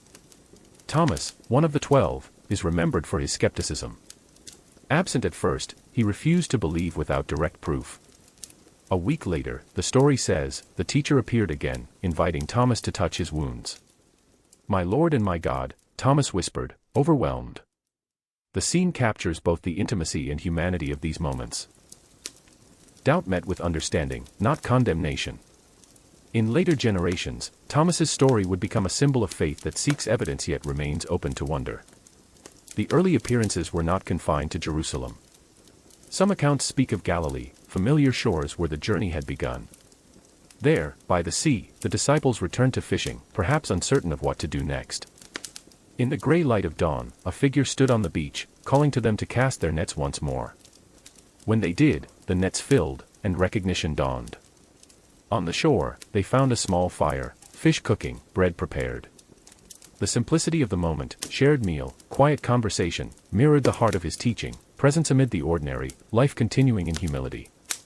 "Feed my sheep," he said to Peter, restoring the one who had denied him in fear. It was forgiveness made tangible, a recommissioning born of mercy. From a historian's lens, these stories represent the earliest expressions of resurrection faith. They reveal continuity with the teacher's life rather than departure from it. The resurrected one is not distant or imperial, he remains among his followers, eating, speaking, forgiving. The experiences were interpreted not as mythic spectacle but as confirmation that his spirit and mission endured. For a small group of believers under Roman occupation, such conviction was world-altering. In the weeks that followed, the disciples' gatherings grew. They met in upper rooms, breaking bread, sharing stories, and praying together. Some still feared the authorities, others spoke openly, emboldened by belief. The women who had remained faithful at the cross were now central figures in this community. Their witness was the foundation on which everything else rested. In a society where women's voices were often dismissed, their inclusion itself spoke of transformation. The accounts of his final appearances vary, but they converge on a moment of farewell. A departure described as ascension. In these stories, he led his followers out toward Bethany, the small village where he had often stayed. From the slope of the Mount of Olives, they could see Jerusalem spread beneath them, its temple gleaming in the sunlight. There he blessed them, speaking words of peace and purpose, that they should carry his message to all nations, beginning in Jerusalem and extending to the ends of the earth. Then, as they watched, he was taken from their sight. Whether understood as vision, symbol, or divine event, the ascension marked the transition from presence to mission, from following him in person to carrying his work in spirit. The disciples returned to the city changed. They no longer hid. They waited, as he had instructed, for what he called power from on high. In their hearts, they understood it as the same spirit that had moved through his life now promised to them, a strength not of armies or politics but of faith and endurance. Historically, the ascension narrative serves as both conclusion and beginning. It closes the story of Jesus' earthly life while opening the era of his followers. For ancient writers, ascension symbolized exaltation, the vindication of the righteous. To those who recorded it, it meant that death and defeat had no final claim. Their teacher had not simply returned to life, he had entered a state beyond time, continuing his work through those he left behind. The first generation of believers would take that idea and build upon it, not as empire but as community. They saw themselves as living witnesses to what they had experienced, testimony not to doctrine but to transformation. Within weeks, their meetings would overflow into the streets of Jerusalem. Their speech would attract attention, both sympathetic and hostile. Soon, the same authorities who had sought to silence their teacher would turn their gaze toward them. But for now, in the days following his departure, there was peace. A fragile calm before the movement's awakening. As evening settles over this reflection, imagine that final gathering on the Mount of Olives. The city below glows in the golden light of sunset. The disciples stand together, quiet, the air warm and still. Their teacher has gone, yet his presence lingers like the scent of oil and wind. The silence is not absence but fullness, a pause before purpose. They look at one another, realizing that what began with one man will now continue through them. For the listener drifting into sleep, picture that moment of stillness, the hills bathed in light, the faint hum of the city below, the calm of endings becoming beginnings. The teacher's journey is complete, yet his message has only just begun to move through the world, carried by those who will soon find courage in faith, and faith in the memory of his peace. Part 16, Pentecost and the Birth of the Church. Jerusalem was bright with early summer sun when the festival of Pentecost arrived, 50 days after Passover. The air shimmered with heat rising from the stone streets, and pilgrims again filled the city from distant regions of the empire, Parthians from the east, Libyans from the south, Romans and Greeks from across the sea. It was a time to give thanks for the harvest, a celebration of renewal and abundance. Yet for the small group of followers who had remained in the city after their teacher's death and resurrection, it became something else entirely, the moment when belief turned into movement. They had gathered in an upper room, about 120 in all, still uncertain of what to do next. Days had passed in prayer, in quiet conversation, in remembering his words, "You will receive power when the Holy Spirit has come upon you, and you will be my witnesses to the ends of the earth." They did not know what that meant. Some expected a sign, others simply waited. Outside, the sounds of festival rose, drums, songs, and merchants calling through the streets. Inside, the air was still.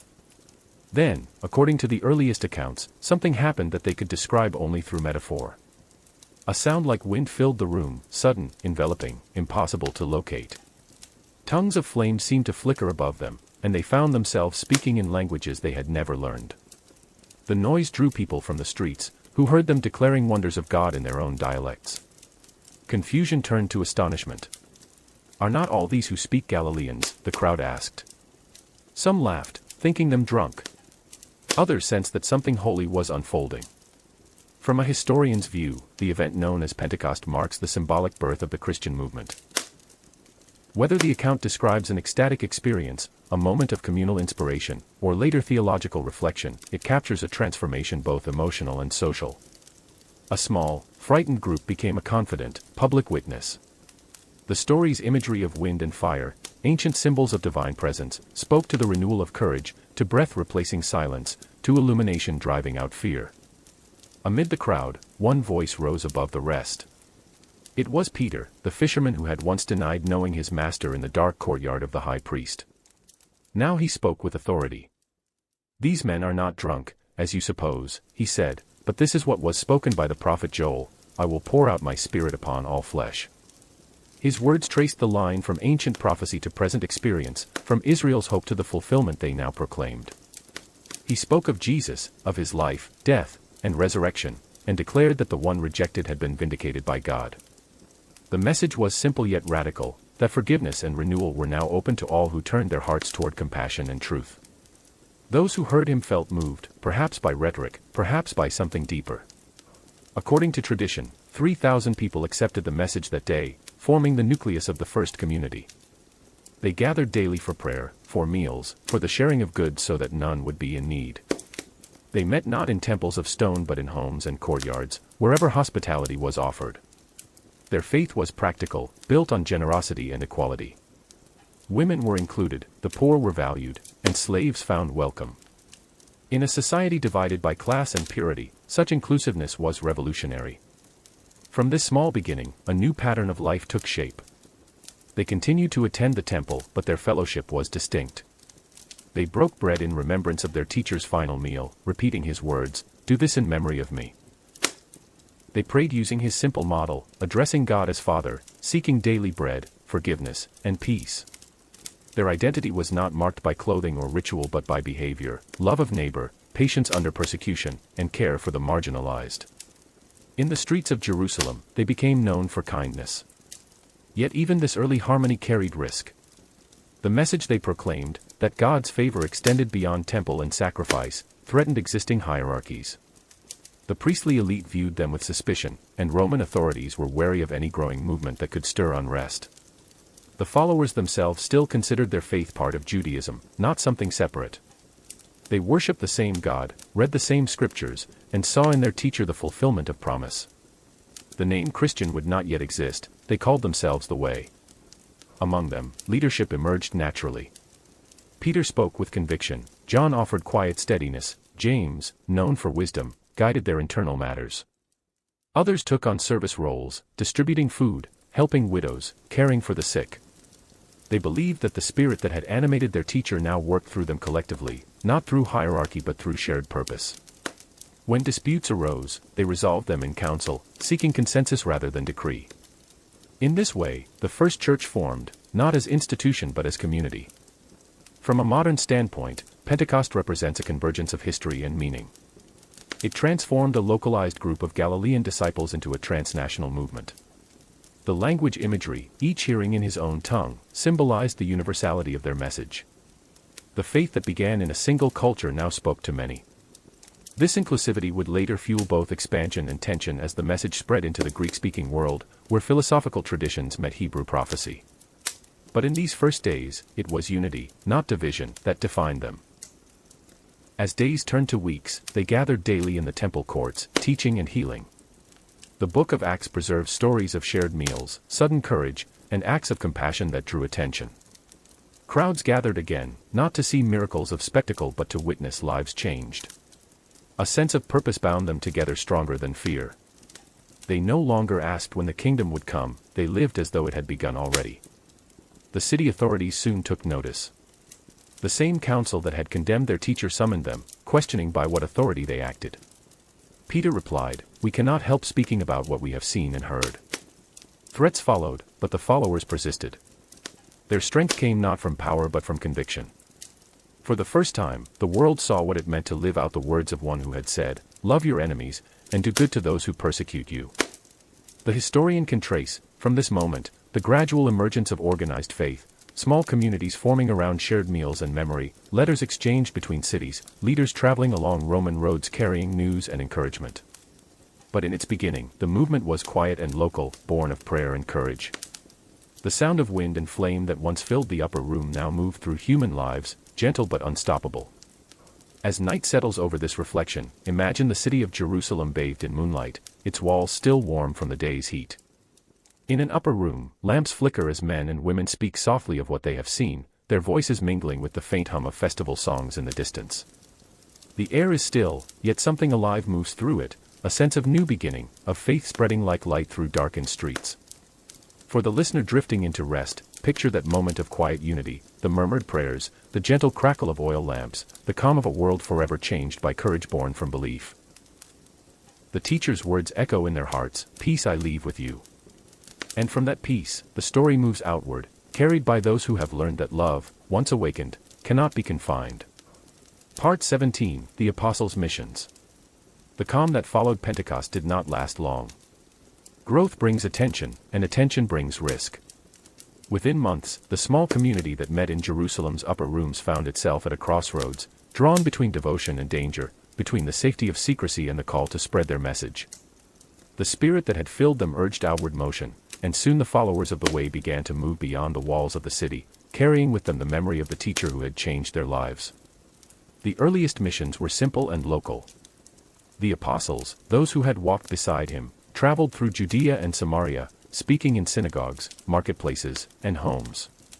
They told the story of the man from Nazareth, how he taught forgiveness, healed the sick, was crucified under Pontius Pilate, and, they proclaimed, had risen from death. Their message was less about doctrine and more about transformation. They spoke of a kingdom already present wherever compassion replaced fear. Among them, Peter emerged as a voice of courage. Once impulsive and fearful, he now spoke with measured conviction. His presence in Jerusalem gave strength to the growing community there, but he also journeyed outward, to Lydda, to Joppa on the coast, and eventually beyond Judea. In one remembered story, he stayed in the home of a tanner named Simon, where he experienced a vision that would change the course of the movement. In it, he saw a great sheet lowered from heaven filled with all kinds of animals, both clean and unclean according to Jewish law. A voice told him, "Do not call impure what God has made clean." The meaning, at first unclear, soon revealed itself. Messengers arrived from Caesarea, a Roman port city, inviting him to the home of Cornelius, a centurion who sought the God of Israel. Entering a Gentile's house was forbidden under Jewish custom, but Peter went. When he spoke of Jesus, Cornelius and his household embraced the message. The realization was profound. The boundaries of faith were wider than anyone had imagined. This moment, whether seen as revelation or turning point, marked the beginning of the church's expansion beyond Judaism. Until then, followers of the Way had remained largely within their ancestral faith, seeing themselves as a renewal movement rather than a new religion. But encounters like Peter's opened the possibility of universality. If God's Spirit could rest on Jew and Gentile alike, then the message was meant for all nations. It was a radical idea in an age defined by boundaries of ethnicity, purity, and empire. As the apostles preached, they met both welcome and resistance. In Jerusalem, tensions rose between traditionalists and reformers. The sharing of possessions and the boldness of public preaching drew the attention of temple authorities. The Acts of the Apostles recounts arrests, interrogations, and miraculous escapes, though historians see in these accounts the reflection of real conflict between the new movement and the priestly order. One leader, Stephen, was accused of blasphemy for speaking against the temple's exclusivity. Brought before the council, he gave a long speech tracing Israel's history and calling for a heart-centered faith. His words enraged the crowd, and he was stoned outside the city. His death marked the first martyrdom and triggered wider persecution. The followers scattered north and east, seeking refuge yet carrying their faith with them. What began as suppression became the seed of expansion. In Samaria, Philip, one of the early deacons, preached among people long estranged from Jerusalem, and they listened. In Damascus, Antioch, and other cities along the trade routes, small gatherings formed. Each shared bread and story, repeating the words of their teacher. Slowly, what had begun in one corner of the empire took root across many. Among those affected by Stephen's death was a man named Saul of Tarsus. A devout Pharisee, educated under the finest teachers, Saul saw the new movement as heresy. He obtained letters from the council authorizing him to arrest believers. On his way to Damascus, however, something happened that changed his life. The ancient texts describe a sudden light, a voice asking, "Saul, why do you persecute me?" When he opened his eyes, he was blind. Led into the city, he spent 3 days in darkness until a disciple named Ananias visited him, placing hands on him in forgiveness. Sight returned, not only to his eyes but to his understanding. Saul became Paul, the movement's most tireless messenger. From a historical view, Paul's conversion stands as one of the pivotal moments in religious history. A persecutor became an apostle, a scholar of the law became interpreter of grace. His Roman citizenship and Hellenistic education equipped him to bridge worlds, the Hebrew and the Greek, the Eastern and the Western. While others remained near Jerusalem, Paul carried the message along the empire's roads and sea routes.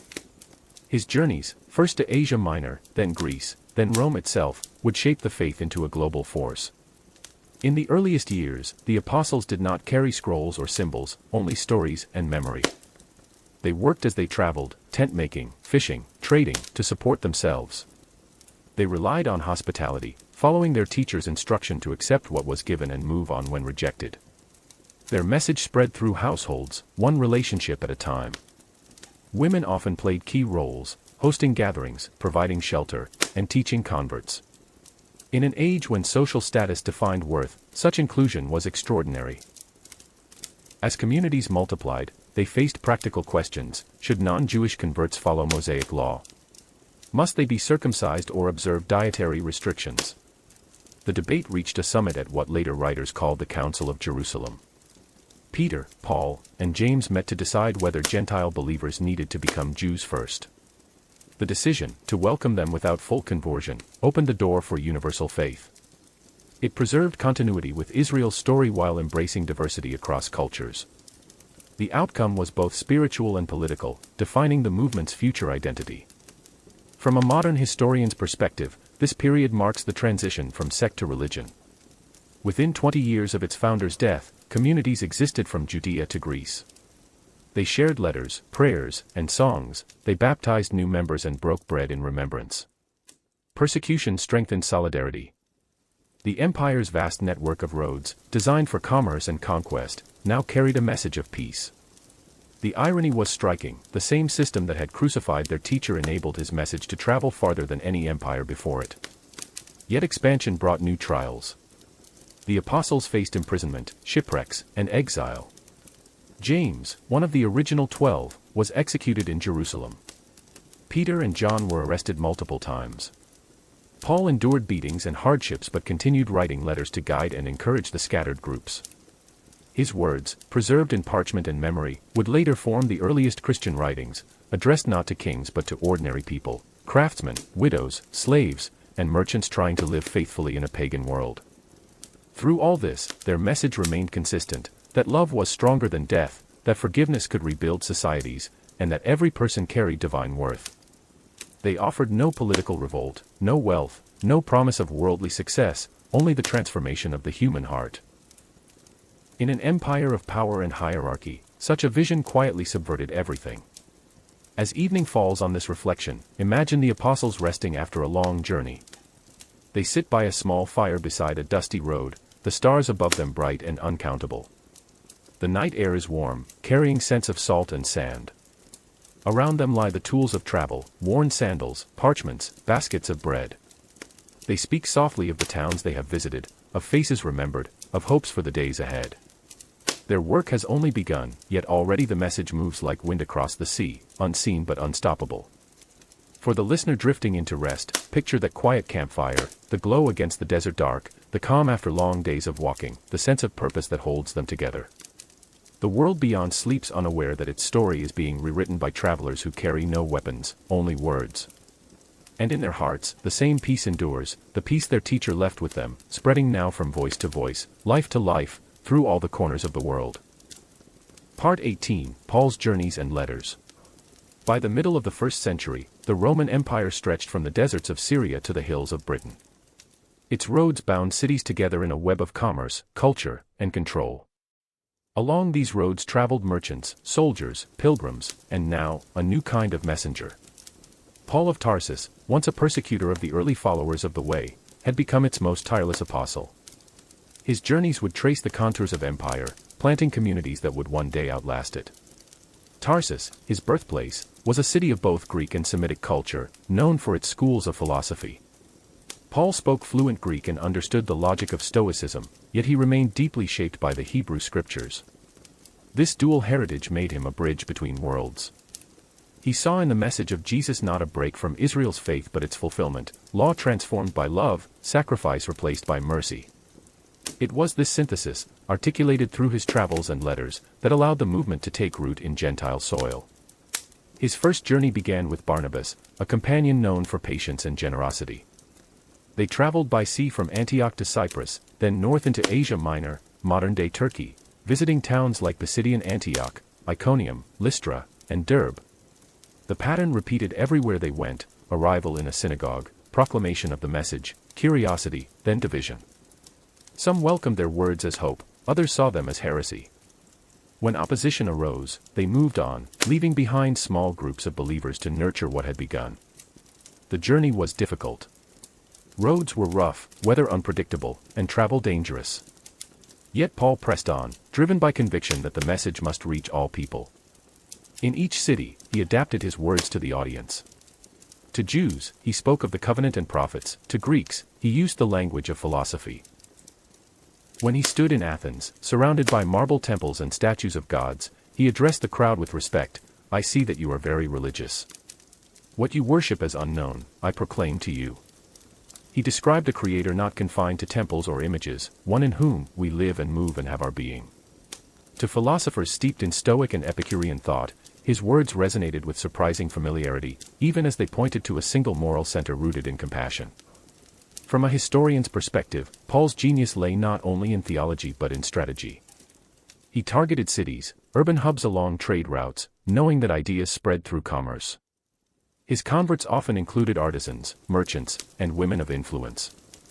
In Philippi, a city of Roman veterans, he met Lydia, a dealer in purple cloth, whose home became the first gathering place in Europe. In Corinth, a bustling port city, he worked as a tent maker while preaching in the marketplace. There he wrote some of his earliest letters, addressing practical concerns, unity, morality, charity. These letters, short, urgent, personal, would later form much of the New Testament. They reveal a man of intellect and emotion, alternately gentle and fiery, reasoning with communities across distance. He wrote not as an abstract philosopher but as a mentor guiding people he loved. His words carried warmth and weariness, conviction and vulnerability. "I have fought the good fight," he would later write. "I have finished the race."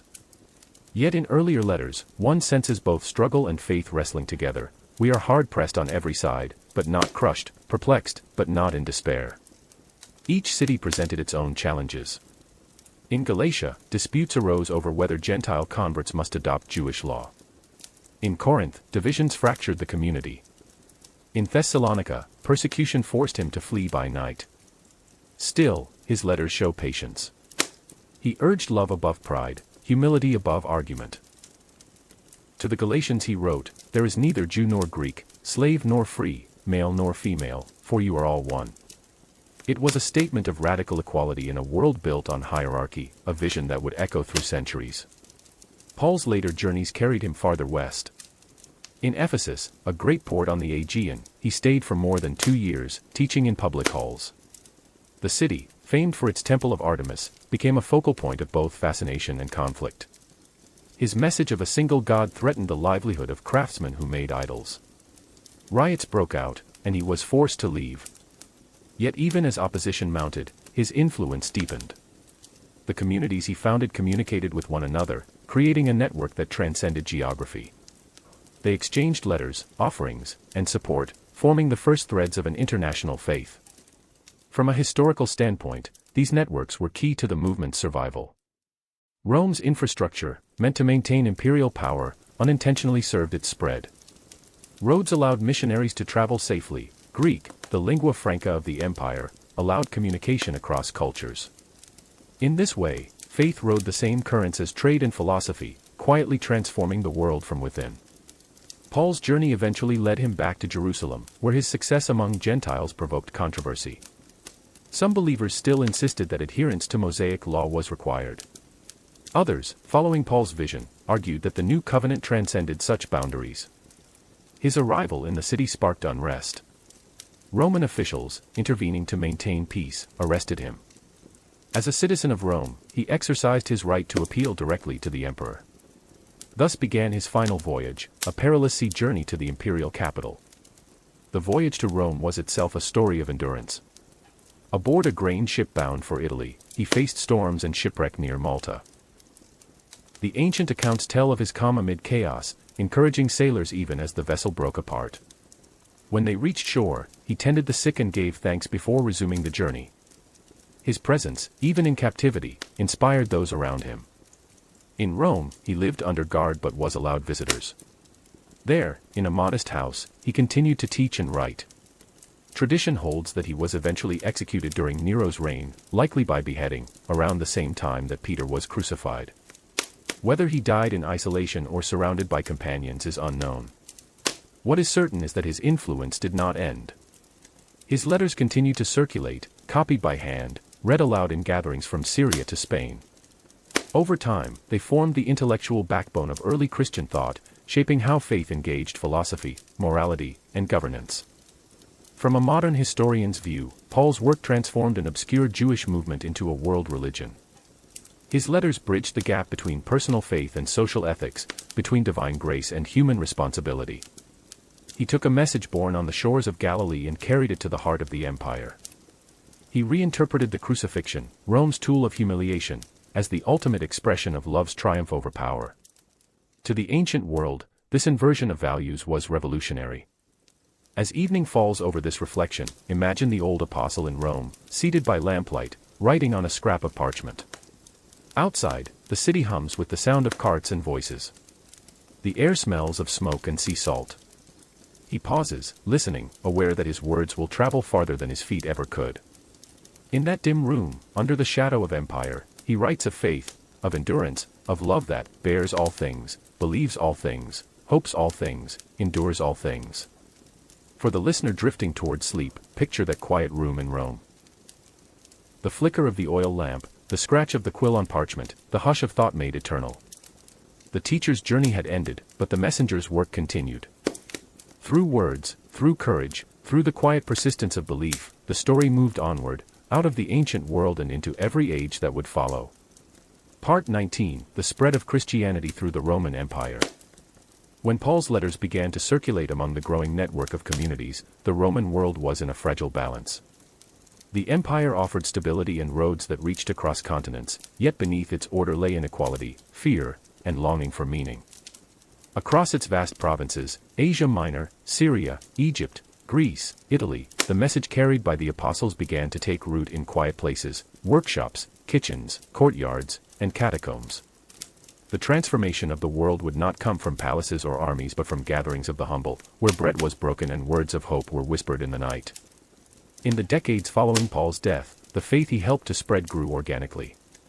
It had no central authority, no written creed, and no temples. It spread through relationships, family to family, neighbor to neighbor, traveler to host.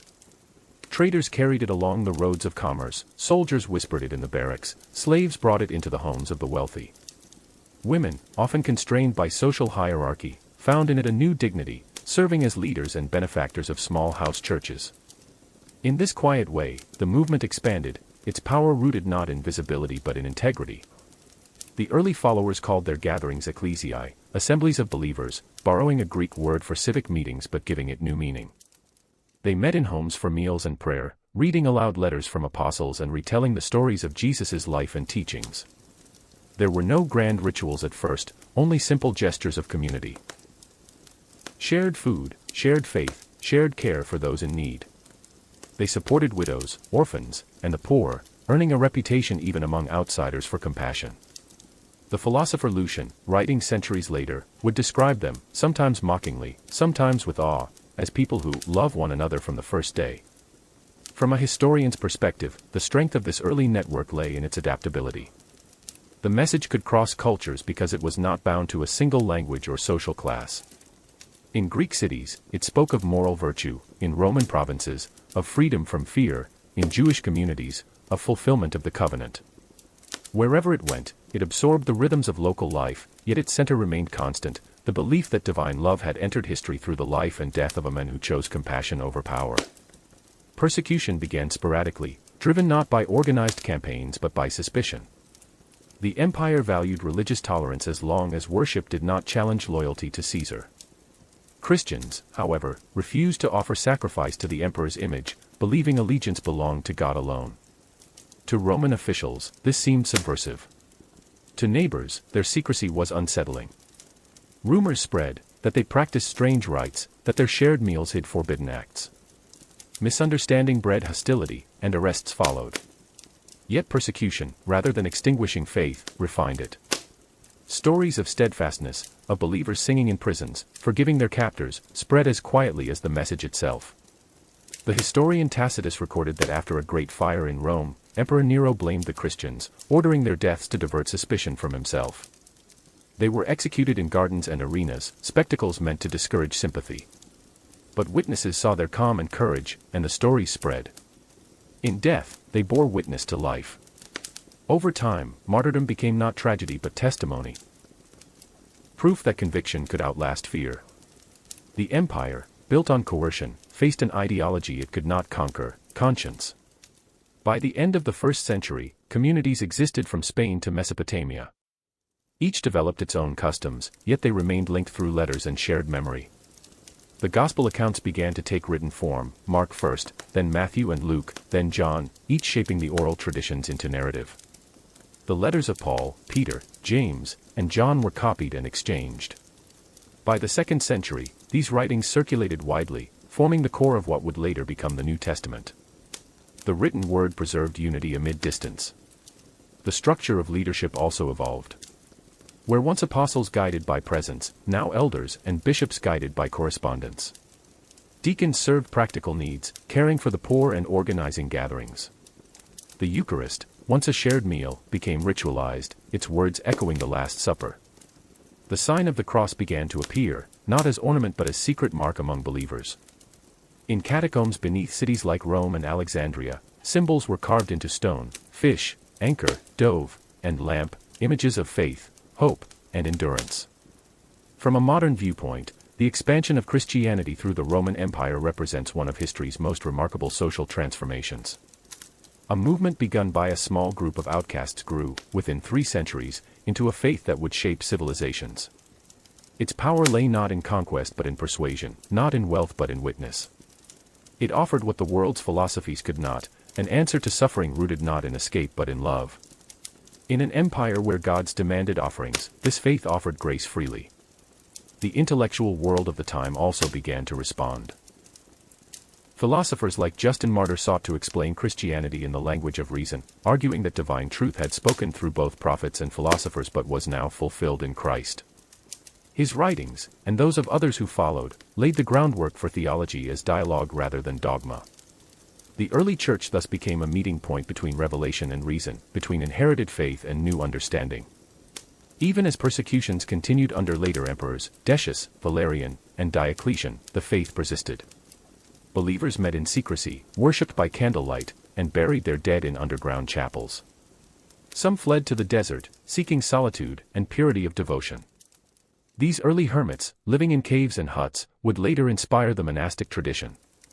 The movement's strength came from diversity: mystics in the wilderness, thinkers in the cities, servants in the streets, all united by one conviction, that love endures beyond fear. By the dawn of the 4th century, the tide began to shift. Persecution could no longer contain the movement's growth. The empire was changing, strained by wars and internal division. The faith once outlawed now numbered in every class, even among soldiers and governors. Soon, an emperor himself would see a cross in the sky and claim victory under its sign. But that story belonged to the next chapter, the one where empire and faith would intertwine in ways both glorious and perilous. For now, imagine the world before that union, when believers met quietly after sunset. In the candlelight of a small room, they read from worn scrolls, sang softly, and prayed for those who persecuted them. Outside, the city slept under the weight of empire. Inside, hearts stirred with a peace that no law could suppress. For the listener resting now, picture that hidden gathering, the faint glow of oil lamps on stone walls, the whisper of prayers in many tongues, the warmth of human presence against the dark. The empire beyond remains vast and powerful, but here, in this quiet circle, a different kingdom is alive, one built not on conquest but on compassion, not on decree but on love. Part 20, The Legacy and Transformation of the Early Church. By the 4th century, the Roman Empire stood at a turning point. Centuries of conquest had brought wealth and knowledge, but also weariness. Beneath the marble monuments and the precision of Roman law, there was spiritual restlessness, a quiet hunger that temples of stone and philosophers' words could not satisfy. Across the provinces, from the deserts of Egypt to the hills of Gaul, communities that once hid in fear had multiplied. What began as a whisper in Galilee had become a chorus echoing across the empire. In 313 CE, Emperor Constantine issued the Edict of Milan, granting freedom of worship to Christians. For the first time, faith and law no longer stood in opposition. The persecution ceased, the prisons emptied. Churches rose where once there had been meeting rooms and catacombs. Bishops, once fugitives, now advised emperors. The cross, symbol of execution, appeared on banners and monuments. It was a transformation no one could have imagined when fishermen first gathered by the Sea of Galilee. To historians, Constantine's conversion marks one of civilization's great turning points. Whether political calculation or personal conviction, it reshaped history. The faith of the oppressed became the faith of the powerful. For centuries, the followers of Jesus had lived outside the structures of empire, bound only by conscience and compassion. Now, they found themselves at the empire's center. With recognition came influence, and also danger.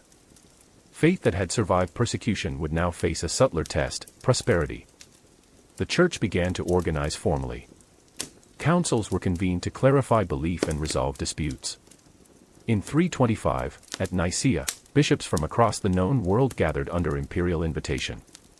There they debated the nature of Christ, the meaning of the Trinity, the unity of God and humanity. The outcome, the Nicene Creed, became the foundation of Christian orthodoxy. What had once been oral teaching and scattered letters was now shaped into theology. The living movement became institution, with hierarchy and canon, ritual and law. Yet within this transformation, the heart of the message still pulsed. The call to compassion, humility, and forgiveness did not vanish in marble halls. It continued through the quiet devotion of ordinary believers. In cities, bishops cared for the poor; in the countryside, farmers built small chapels where travelers could rest. Women entered religious life as teachers and caretakers. Monasteries rose in deserts and mountains, founded by those who sought simplicity after the grandeur of empire.